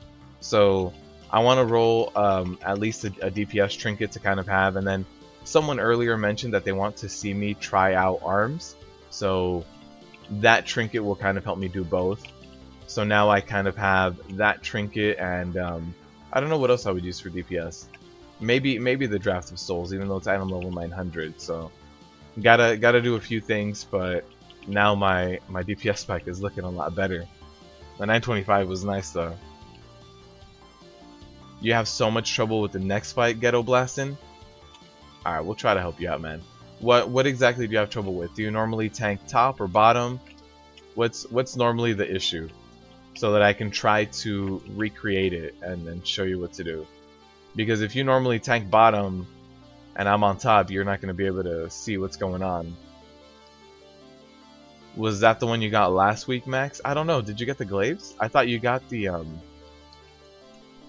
No, I don't think you got glaives, right? Glaives is for DPS. Katie is soloing Argus World Soul. You don't look for a second and it happens. I know, and that's all our bonus rolls too. That's it for the week. I want to say I used 5 this week, 5 or 6. I can't remember how many I held on to from last week, but yeah, this week was insane for rolls for me. Got a 940 chest. Finally got my shoulders from Avatar. I got the other trinket I'm using right now from the weekly chest, so that wasn't a bonus roll. Just got this from a bonus roll, and then oh, I got an upgraded helmet earlier today as well from a bonus roll. So I now have a socket on that as well. So that's insane. You mix it up as the one after this. Oh yeah, you have a problem with Maiden then. Yeah, Maiden is the one that has Fel and Light infusion. Yeah, this next one is Desolate Host. You got a DPS trinket from a chest a couple weeks ago. Oh, then it might have been this one. Oh no, somebody pulled this. I saw Warlock curses on it. So I'm not blaming the Warlock, I'm blaming the Warlock. Yeah, it might have been this one then. This one is a ton of versatility. So it's just a Versa stat stick with the... And then it throws a bunch of glaives around your location. It looks like a... Kind of looks like that, like a white swirly thing, but with glaives in it. Whisper from doing another TOS run. For sure, man. On Friday, I will hit you up with that TOS run.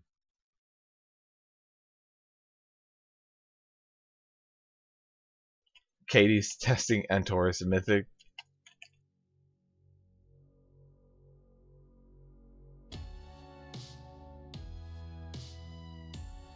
Yeah, I also haven't gotten very lucky with any relics that have number 1 and number 2 best in slot traits.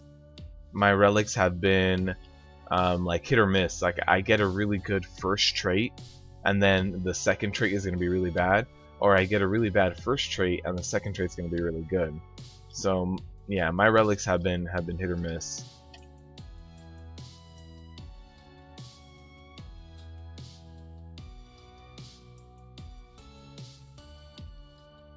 Scott, see you later, man. See you Friday for sure.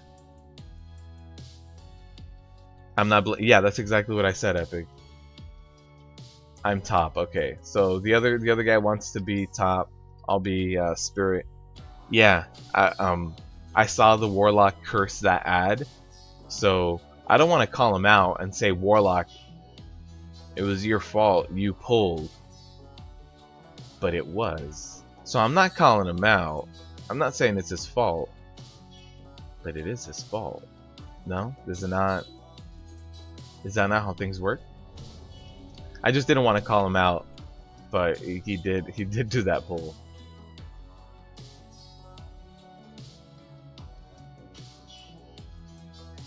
So we don't have enough people here on bottom. Hopefully we get at least 1 or 2 more people. 2 or 3 more would be better.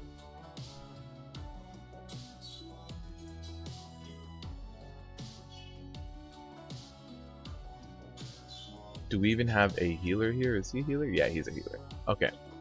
Alright, we have 1 healer. There it is. That should be decent. We should be good with that. I wish I was a Death Knight so I could just mask grip stack on Soul Queen. That'd be nice. The other Pally is saying, don't scream at my ads. He whispered it to me and then he said it in raid chat, but I don't get the scream. That only happens in the corporeal realm.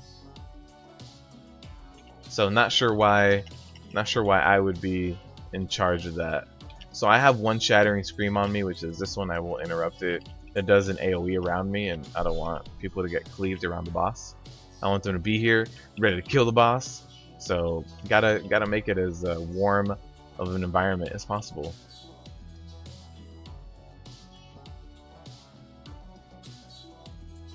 And Shattering Scream goes on... Oh, not on me. It goes on the mage right behind me. Nice, and someone interrupted it. Perfect. Alright, so all the ads are down. At this point, it's just a tank and spank until Wailing Souls comes out. Once Wailing Souls comes out, I need to stay in here, try to get hit as the least amount as possible. One other thing I need to be doing right now... Why is this guy in bear form? Oh, it's a pet. I was like, that's druid is... Yeah, that pet enraged and looked like a druid. Alright, so we're good. Here's the Wailing Souls. If you are in the corporeal realm, or I mean the spirit realm like me, you should probably jump out. It should only be a tank and a healer in here at this point, and everybody else can jump out and not take this much damage. While everybody else jumps out here, handles these ads. I don't know if you guys can see that. Those are the ads he has right there. So handle those ads and then do some more damage while taking less AoE damage.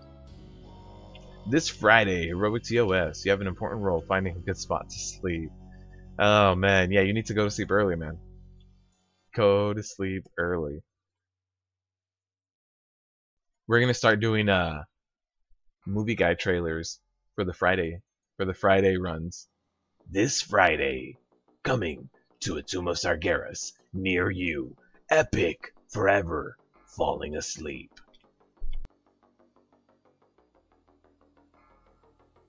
Alright, so there it is. We got our ads up again. And again, those soul residues I can't do much about. They don't have aggro. They kind of just bounce around. They can be snared, they can be stunned. So now that they're close, I will snare and stun them. But that's about all I can do. Not much else I can do as a tank. Am I going to go over fights before bosses? People that I know the fights? Absolutely, man. If you need the help, I am here to help. So what I was considering doing is there's a new streaming option on YouTube that is low delay, so it only has like a 2 or 3 second delay. This normal streaming has like a 1 minute delay. So right now what you see is actually happened like 1 minute ago, which is why sometimes it seems like it takes longer for me to respond to chat. And that's just because of the natural delay of streaming. but they added a new mode that has low latency of the video quality suffers a little. It has a little bit less processing on it, a little bit less a little bit less of that processing on it. So if it means that the quality will be a little bit lower, but I can talk with you guys live a little bit better, like when I say taunts off, run in, run out, go do this mechanic, I've been highly considering doing that low latency streaming here on YouTube for the Friday streams. But yeah, for most definitely I can do that. Hopefully everybody jumps out. That guy is dead. Evasion can help you survive it? No, I think it was just cheat death at that point. Talking about you're sleeping in the raid. Got it. Sleeping while raiding. It's the new meta. It's the new meta. So yeah, I've been really thinking about doing the low latency. It's going to impact the quality a little bit of the video, but I'm okay with that.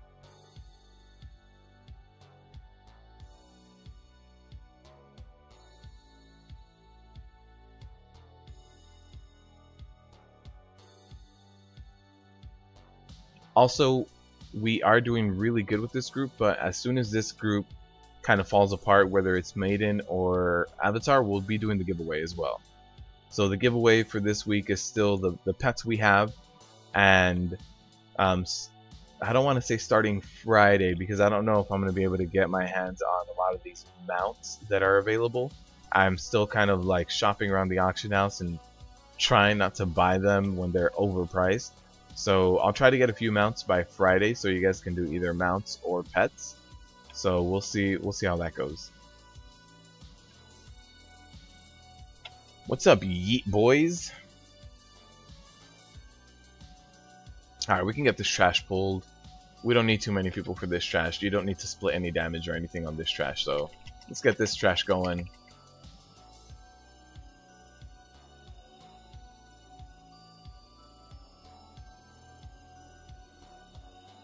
Hopefully nobody gets knocked off too. Agwin is Medivh's mom? I'm not sure about that actually. I'm not like a crazy super lore buff, so I'm not 100%.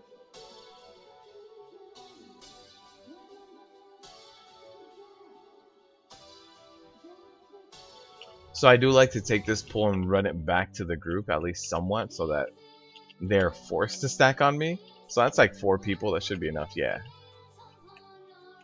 Pretty cool stream, yeet boys. Thank you, man. Thank you. I'm glad you like it.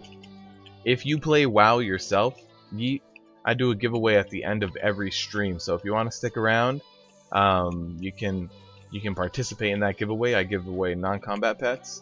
I'm gonna be starting mounts as well. We gotta split this damage. Nobody here. Nobody here. 7 million.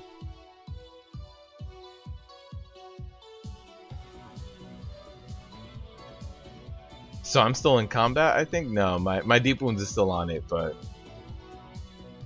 but we should go down, hopefully. Alright, there it is. Look for an opportunity in the first 2 streams, and that's what color you should take. And that's gonna kill me. No, we're good.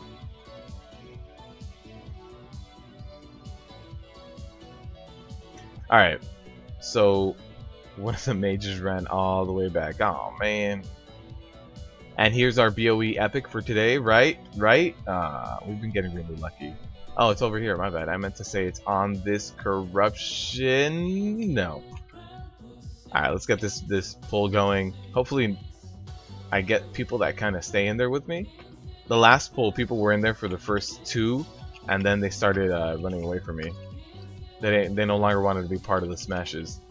No, these people, whether they like it or not, they're going to be part of the smashes. You've been playing WoW since you were like 4? Man.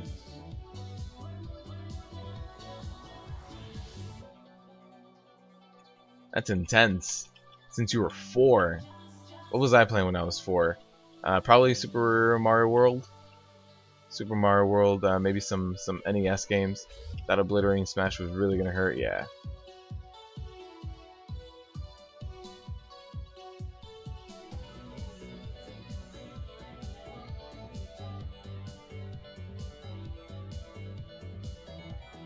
Alright, so we also got everything marked up. So we'll have holy on this side, fell on this side, holy on this side, fell on that side. So, you know, the only thing you need to worry about is get into position once. So, there was someone in here earlier. Ghetto Blastin'. You were in here earlier, so what you really have to worry about is you get into position once, and then after you get into your position once, all you have to do is, if your polarity changes, then you change sides.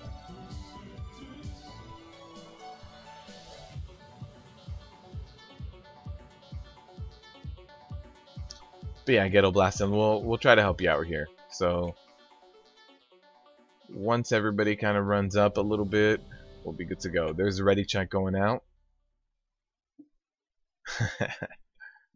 What about the taunt swapping? Immediately after changing colors, it's always holy. Always, always, always holy. You were 22 when you started playing WoW, Max? I was 17, I want to say. I think so. Alright, so let's jump in here. So the first hammer is always holy after he hands out. So here's what we're going to do. We're going to run in here, get into like the neutral position right in the middle. If I am holy, I taunt. I'm fell, so I'm not going to taunt. I'm going to go into my fell position. And all I have to worry about now is the next time. So here's the first hammer. It's going to hit all of them. So now I taunt. And I have to dodge the holy sparks. Although if you're not doing heroic, you don't need to worry about dodging this. So here is my hammer. And then we are going to have the blowback phase.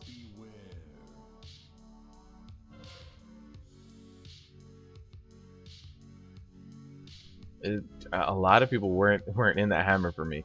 Okay, so I'm not DPSer. I don't have to worry about picking up any of the orbs. In fact, I should let them go to DPS instead of to me.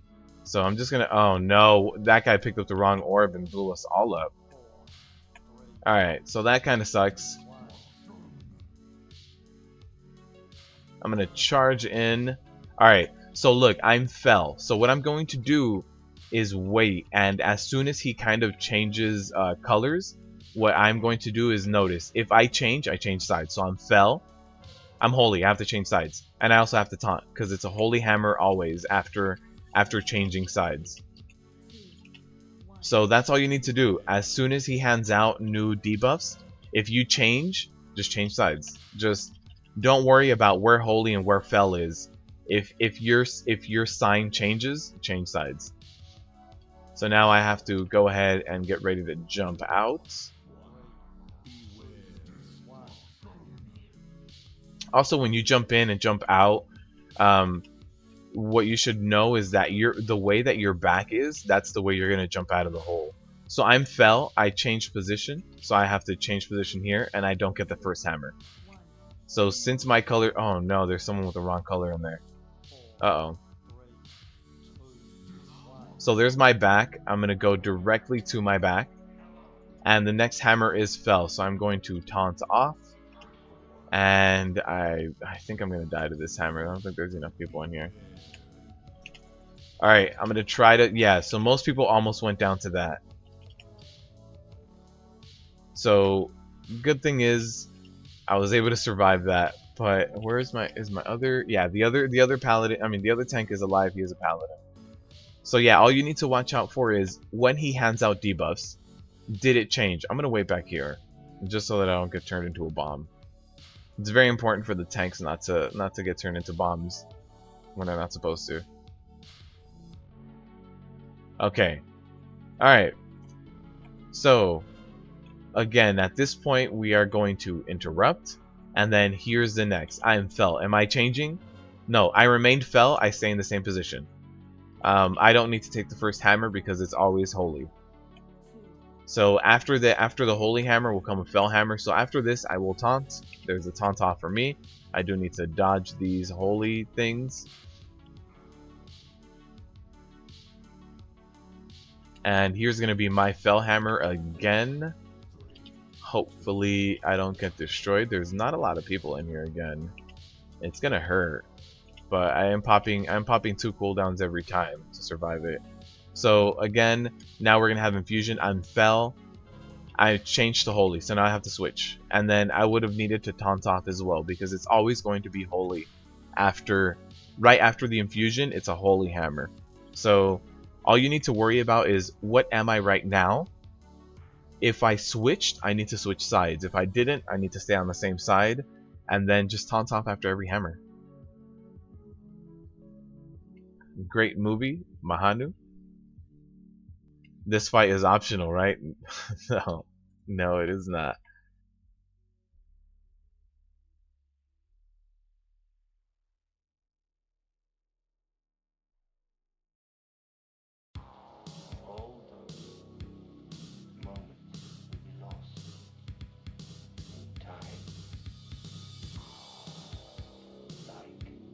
Yeah, I hope that helps, Ghetto. Do you run heroic or normal, or do you do LFR? What difficulty do you run it in?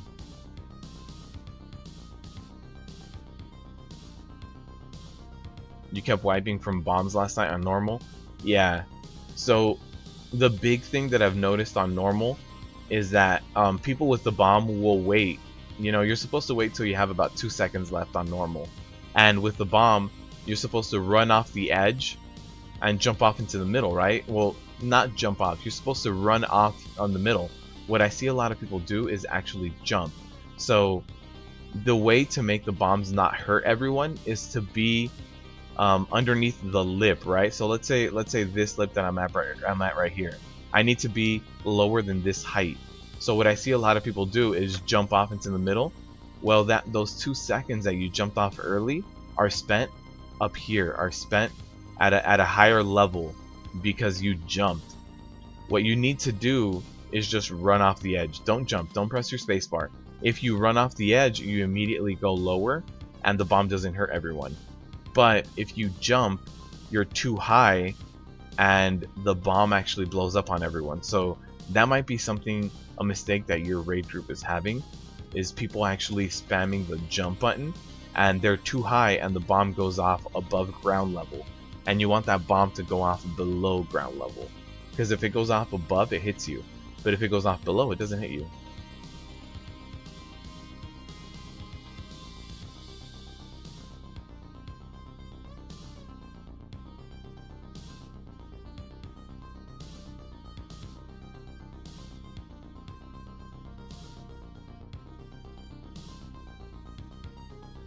So that might be something you also want to look at. Get everyone to not hit spacebar, because if they hit spacebar, that could be the reason you wipe. Alright, I'm asking the other tank who he wants to tank first, Maiden or Avatar. I think this person might be too close. Oh, that's invisible. It's fine. Alright, so the Paladin is taking the boss first, so I will position Maiden.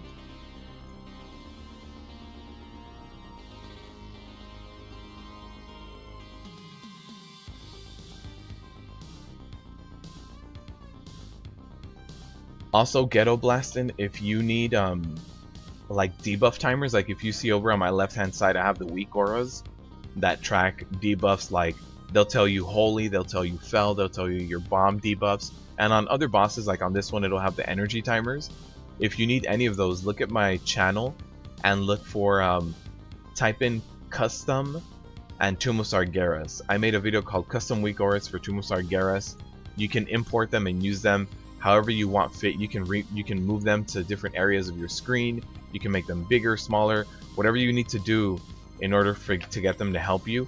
But they have I would say probably like 2 or 3 mechanics per boss fight that is there to kind of help you out, whether it's tracking energy, tracking enrage timers, buffs, debuffs, like right here, these 2 right here. So when Maiden gets up to 100 energy is when you have to switch to Maiden and kill her, right? So we're tracking her energy. When Avatar gets up to 100 energy as well, he will force phase 2, so it's good to know. So yeah, there's a bunch of weak auras that I create for every raid. I did it for Nighthold as well. I didn't do it for Emerald Nightmare.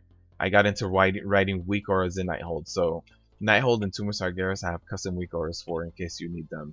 or if your guild needs them, you can share them with your guild. You can import them on your own player and then link with weak auras, and people can get a copy of it.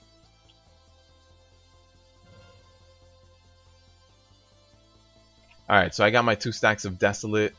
I am going to taunt off Maiden. Hopefully, I think the other guy has Avatar now. Yeah. So that's good. We have this cleansing protocol happening right here. It's kind of sucks because we keep getting blades on top of it. But we're good. We're good. The other tank has his 1 stack of Desolate. He's about to get a second right now. There it is. And I do have that Unbound Chaos below me, which is really going to hurt, but I can't move. If I move, Avatar gets energy. So I had to just kind of rough it out with a Spell Reflect. Is Maiden on me? No. Okay. I thought Maiden was on me. I was like, I already taunted off. Alright, so we are going to get another stack of Desolate, so make sure you save your active mitigation for that. There's my second stack. The other Paladin did taunt off, so I'll switch over to Maiden. Yeah, Ghetto Blastin', if you want those weak auras, I can look for the video for you in a little bit, but after this boss fight, I can't really look in the middle of this. So I can look for that video for you. If not, you can search on my channel.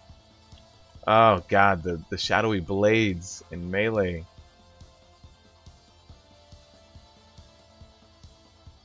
Alright, so I taunted off. It was a little bit late because of that cleansing protocol, but that's how it happens sometimes, honestly. Sometimes it can be a little bit late for holding on to Maiden with that. You've just been using DBM? Yeah, man, I have timers for everything. And I try not to use all your resources of your computer, so some of them only load up if you're a tank, some of them only load up if you're a DPSer.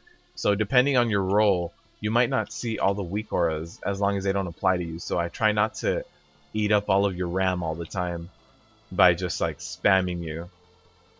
They don't normally take up more than like maybe like 40 to 50 megs of RAM, so it shouldn't be too bad on your computer as well.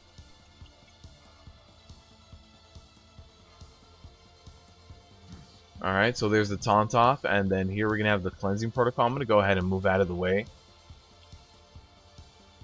There's a Desolate on me, and the cleansing protocol has to keep it moving. There it is. Alright, so Avatar is only at 59 energy. Like, this group is doing really good on damage. We have, do you guys see that? I just saw the meters. I just noticed how good we're doing on damage. Do you guys see that we have a Shadow Priest that's sustaining 1.7? And a Rogue doing 1.6? It's insane. That's insane. Hopefully I get a taunt off and the Paladin does his thing. I do have my 2 stacks of Desolate, which means that the third one is really going to hurt. I think I'm taking the 3rd stack of Desolate here. Make sure you do not get hit by these tornadoes. I can't stress how important it is to not get hit by those tornadoes. Those tornadoes do insane amounts of damage. Insane. And right now it's just so important to not have the Avatar on the lava as well, because it multiplies the amount of damage that he does just casually as an AoE. So he does naturally occurring AoE damage as a kind of like an aura around him, and the more you keep him in the lava, the more he does as that damage. So very important to not keep him on that lava. But we got him. He's going down. 2%. That's perfect. You found it? Cool, Ghetto Blastin'. I'm glad you found it. Alright. We're moving on to kill Jaden with a PUG. With a PUG. This is a really good PUG. You have a night filled with wiping to this boss. You're rating tonight, Max?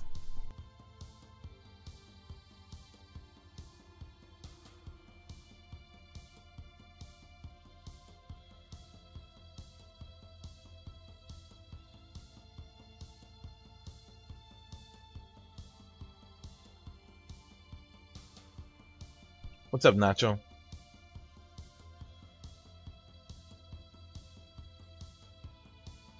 Jealous? Yeah, man. This PUG has been going really well, actually.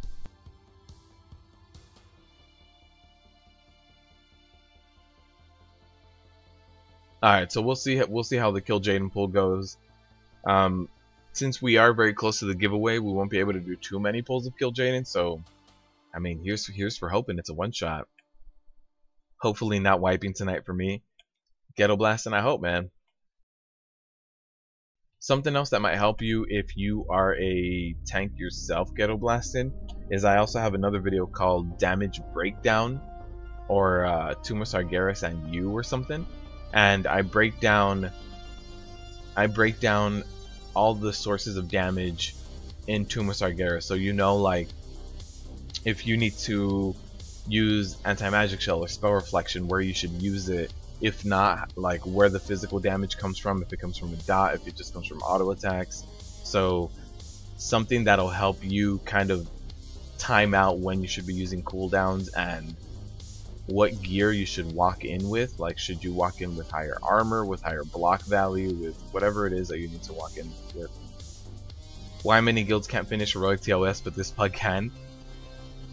A lot of the guilds that progress through heroic for a long time, they don't necessarily like pugging people, and sometimes the people in the guild don't necessarily cave into mechanics. They don't necessarily do all the mechanics, so unfortunately it just leads to, like, you know, you're just playing with friends, and it doesn't necessarily mean that your friends are better than, you know, anyone else.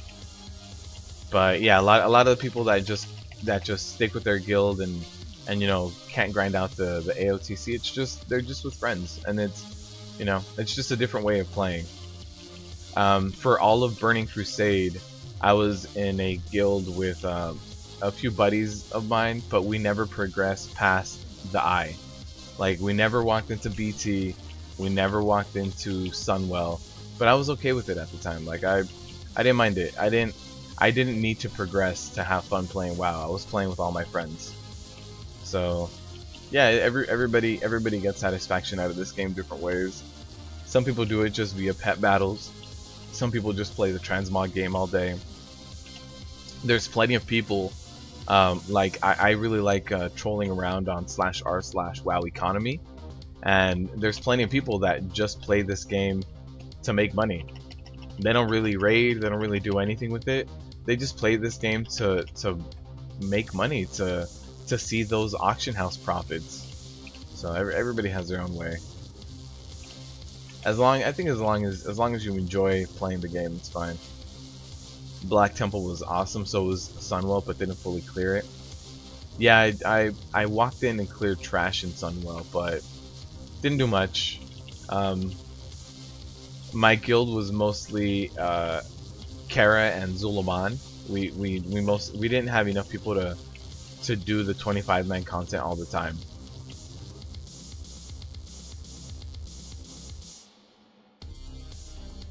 You like watching my streams live? Shari, I'm glad you're here, and I'm glad you're enjoying the live stream. We also do the live streams on Friday where we run with you guys, so if you ever want to join me and the rest of the crew, normally Demon Hunter jumps in. Kane said he's going to be here next week. Max said that he's going to start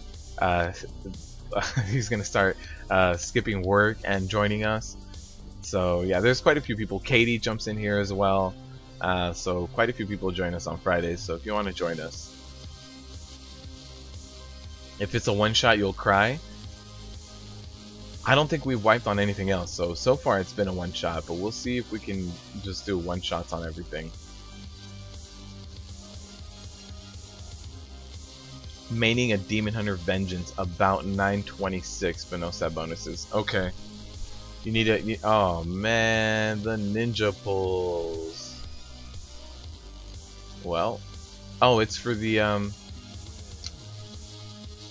for Bloodlust. I was like, why are we ninja pulling? Yeah, Bloodlust. Got it. Nacho with the sponsorship. Thank you. And Nacho, since you are the 10th sponsor, we now unlock 3 custom emojis. Since we have a few new people in here as well, let me paste this in here. So I need you guys to help me pick the next emoji. We currently have Rip Key. We're gonna get one more, and out of this one, and then now that we have Nacho, we can get a third one as well. So we got a Rip Key. We can Rip Key hype it up. Welcome to the Rip Key family, Nacho.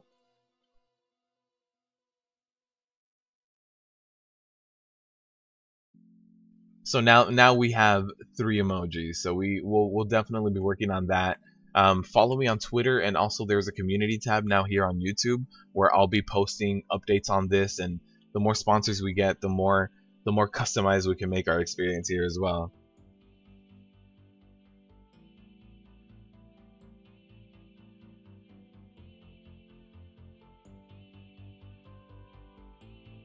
You'll join us on Friday, Chaos? Nice.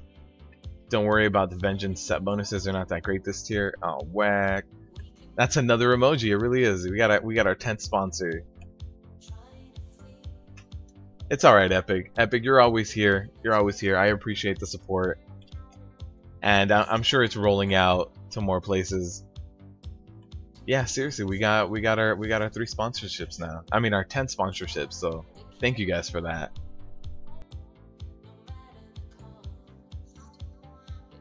And Nacho, now that you're a sponsor, you also earn coins at a faster rate.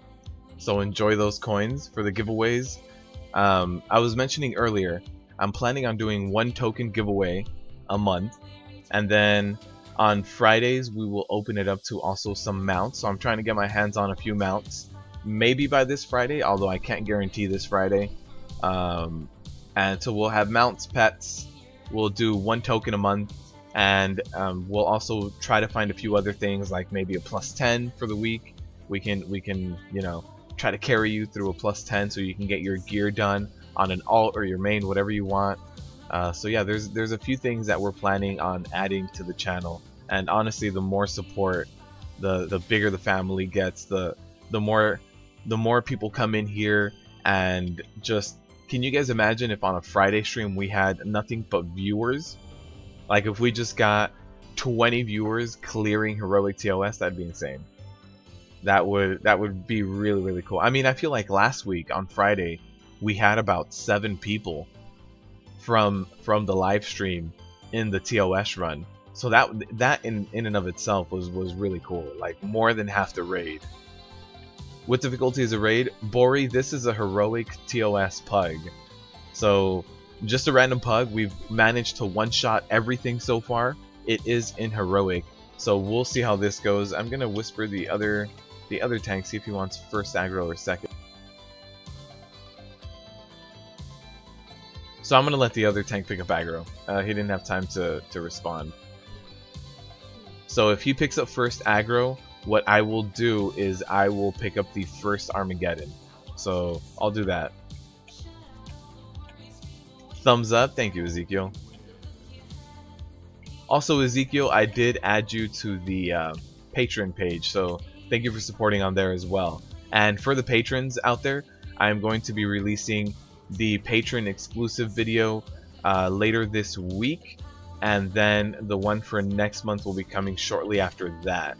Something else that's in the works for everyone is a balanced druid video. So for those of you who are wondering on balanced druids, I already recorded my audio, I have my video, I just need to stitch it all together and kind of make it make sense, get a few more things written down. So that's coming up as well.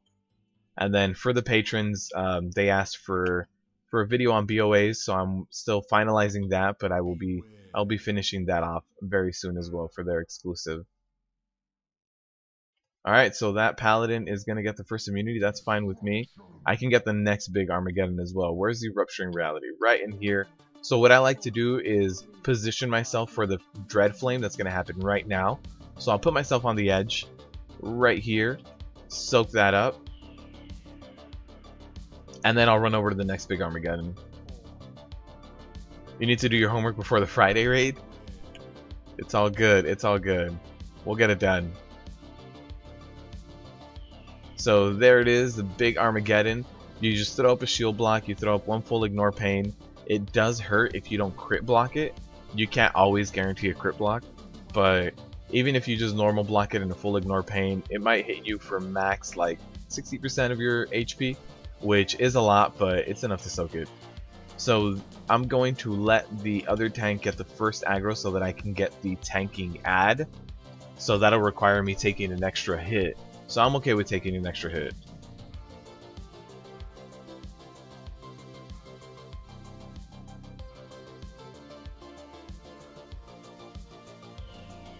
Alright, so that will be the taunt off for me, and we are going to have the second set of Fell Claws going on me right now with the ad. So what I do to survive this as a warrior is I pop my demoralizing shout like every other time there's Fell Claws. I just spam ignore pain and shield slam through claws 1 through 4, and then on the 5th Fell Claw I pop my critical hit, and then I get hit with the ad as well. So he taunted off a little bit early, so I didn't get hit with that ad, but that's okay. I'm going to pick up this ad and bring it over here to melee. I am also now going to just passively cleave it so that I can see my other tank's stacks and taunt off immediately. You don't ever want you don't ever want a tank, any tank, to take a unmitigated like hit of regular melee on a 5th Fell Claw. It's just it's a very easy one shot. So here's the Fell Claws again, and I'm going to pop that demoralizing shout, get that shield slam, and ignore pain spam going. There's the Neltharian's Fury to crit block those last 2 Fell Claws, and we're good. We're in business. We are gonna have the transition soon, which we can have it happen right now. This is a very, very good group where our transitions are happening very good as well. There's a Fell Claws, but there's a Deceiver's Veil. It's not even going to hit him, and at this point, I'm going to try to spread out a little bit, try to find Illidan. Hopefully our Druids do track Humanoid. So, should be somewhere over here, right? There it is. Perfect. So, we found him nice and quick. If you look at everyone's HPs, everyone's good. Everyone's like very, very good right now. Pretty much topped off. Nobody really died except for one person, but they died before this phase. So at this point, we are good to go. So I will run back, kind of re-up my debuff, and I think there might be 1 or 2 more ads left. There it is. So I will also let the other tank kind of pick up first threat. I like to pick up the second threat because I watch the obelisk and I kind of see where we need to go and where we need to be. So there's the first Fell Claws on him. I think I took that Fell Claw too. Yeah, shouldn't have been standing with everybody else. But I can tank the rest of it with 1 Fell Claw. So here's the obelisk. They just spawned, and I'm in a good position right here. So what I will do is actually drag kill Jaden down here a little bit, and we'll be good right here in this position. And this is a good position for all my melee, for everyone really. No one should have gotten hit. So there's the 4th Fell Claw and the 5th Fell Claw, and there's the taunt off. Perfect. So again, we are going to have the Flaming Orb happen very soon. The first Flaming Orb was perfect. Just landed right in there.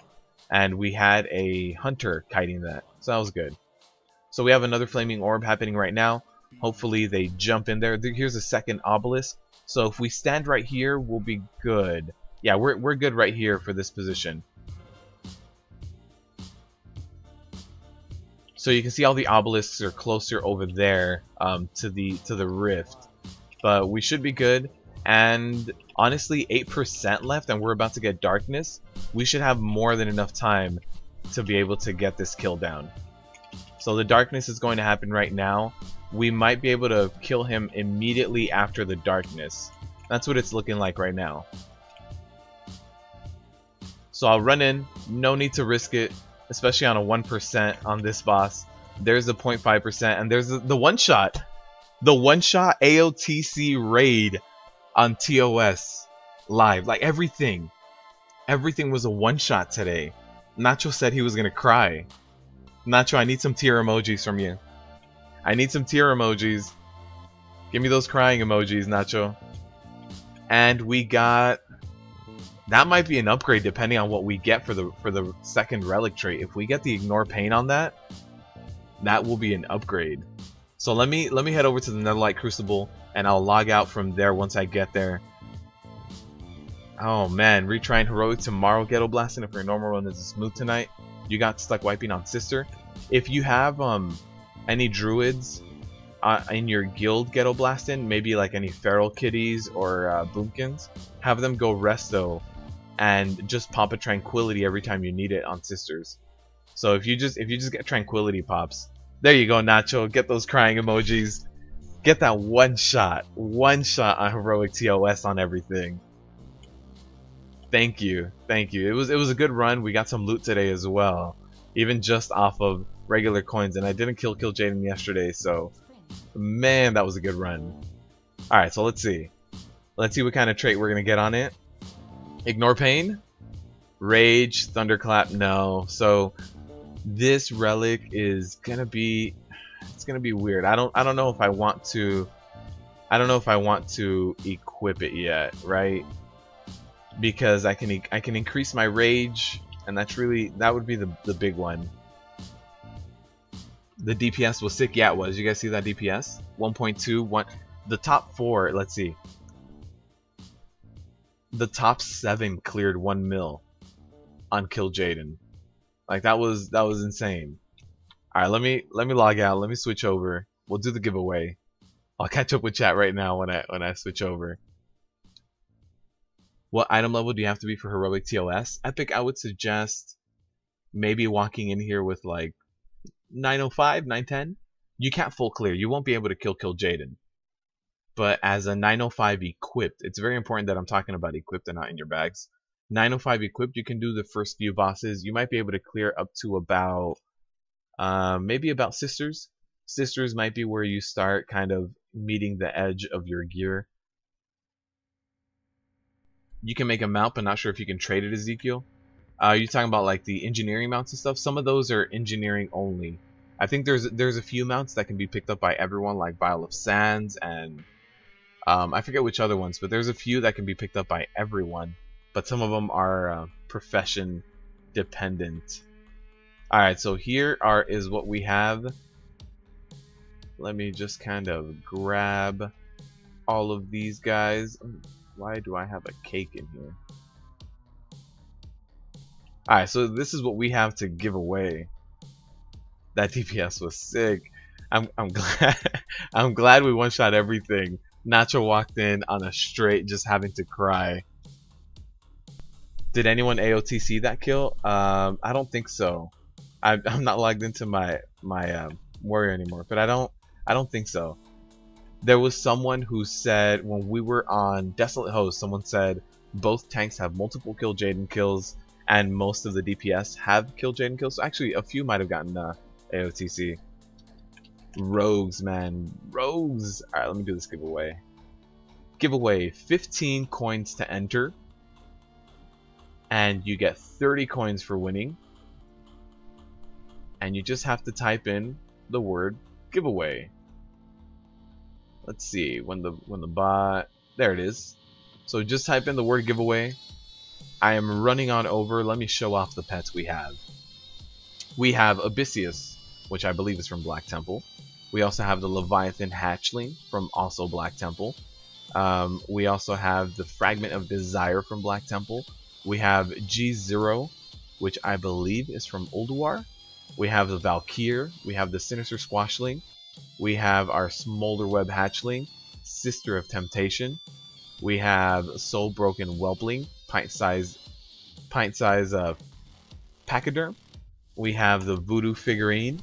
We have Chrominius, the Vengeful Porcupet, Fungal Abomination, Clockwork, Blazing Firehawk, Little Bad Wolf, Elementium Geode, Little Smoky, Pet Bombling, and Blight Breath. I think the best, like the highest value ones are going to be the Porcupet, the Voodoo Figurine, the Elementium Geode, and like this Valkyr Fragment and G0 are also up there.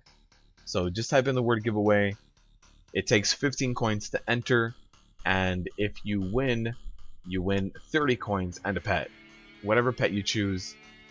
Also, for those of you who were just here for the stream of Mythic Pluses and raids, thank you guys for stopping by. Thank you for joining. Honestly, it means a lot to me that you guys are supporting me. To all the sponsors that have started coming out and sponsoring, to all the patrons that are also there on Patreon, to everybody who just subscribes, is just part of this community, shares, likes, anything you guys do. Really, it's insane to me that I started this a little over a year ago. About a year and a month ago is when I started creating WoW content, and there's so many of you guys that really support me and really like what I do, and it's really it's crazy to me. It's crazy to me that so many of you guys enjoy what I do.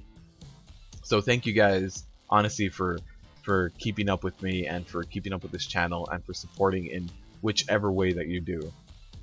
And also, take a look at that straw poll. I'm trying to build this community out, and you know, with the Friday streams, gearing you guys out now with the custom emojis that we have. So I'm trying to build that out. So with the straw poll, take a look at that. Take that straw poll if you haven't already, and we will be introducing our custom emojis. But honestly, and also shout out to people like Chaos and Asherit and Sebastian, who donate their own pets to give back to the community. So a lot of these pets I didn't even have to farm because there were donations from people like Chaos, Sebastian, and Asherit. So honestly, thank you guys for donating and giving back to the community as well. Also, I have some of you guys who have said, I can build them out, I can do this for the giveaway, we can do this. You know, the guild that I run with on my Boomkin is the one that suggested doing +10 mythic carries, so I just need to work out a few of the details with them and we can start doing these carries. But honestly, thank you guys for the support. The raffle has 30 seconds left as well. If you have not entered, get in there and enter. Not only do you get a chance to win your pets, but it also just doubles your money. Even if you're not interested in the pet and you're just gonna throw it in the auction house, we should do a group PvP on a city or raid sometime. World PvP is so broken though, so broken. But we can do a raid. We can do a raid somewhere. I just have a feeling. Demon Hunter, congrats, man. Can you log on right now? I don't know if you're at work right now, or if you want to pick it up later. If you want to pick up your pet later, let me know. If not, meet me out here.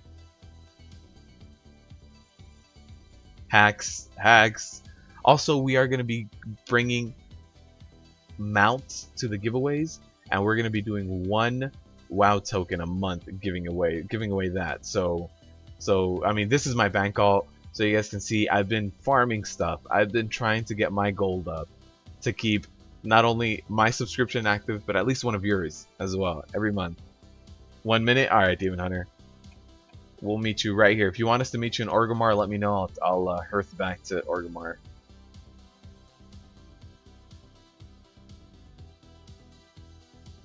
I know there's a lot of you too that when I put out boss guides or certain guides like damage break analysis, you guys share it with your guild in Discord. That also helps out immensely. Max is out here with the multipliers. You have to create a new character for sure, Demon Hunter. I'll wait for you. We'll be right here waiting with my chauffeur. 11 coins. Shari, if you tune in next week and you watch for more than 20 minutes, you will have enough coins to enter the giveaway. So if you watch at least 20 minutes of next stream, you'll be able to enter. But yeah, for those of you who were just here for the dungeons and to see the affixes and to see the amazing pug we had today, one-shotting everything in heroic, thank you. Thank you guys for stopping by, honestly.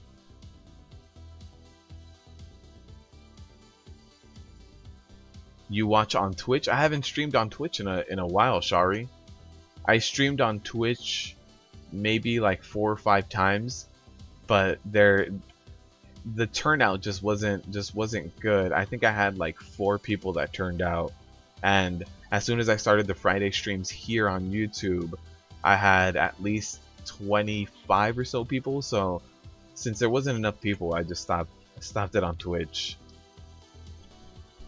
Yeah, and I think Kane named us earlier by calling us all the Befuddlers. I think that works a little bit more than doing something like Befuddled Nation, Befuddled Army. I think the Befuddlers is pretty good. So shout out to the Befuddlers out there.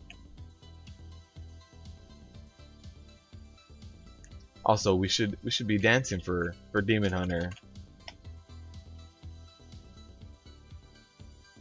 Luis, you enjoyed the Twitch streams? They were a lot more personal. It was mostly like me, Katie, and one other person running Mythic Pluses. Since there wasn't as many people who were running Mythic Pluses. You're logging on over? Alright. You never got the alert from Twitch? Yeah, I was getting a lot of people that were telling me that. That were telling me that Twitch just wasn't notifying them. I must have streamed over there maybe 5 or 6 times. What do you think, Max? What do you think of the Befuddlers? Ripped pants? Is this you? Did you rip your key and rip your pants, Demon Hunter? Oh, Luis, you're the Fury Warrior. You do some good damage, man. I remember that.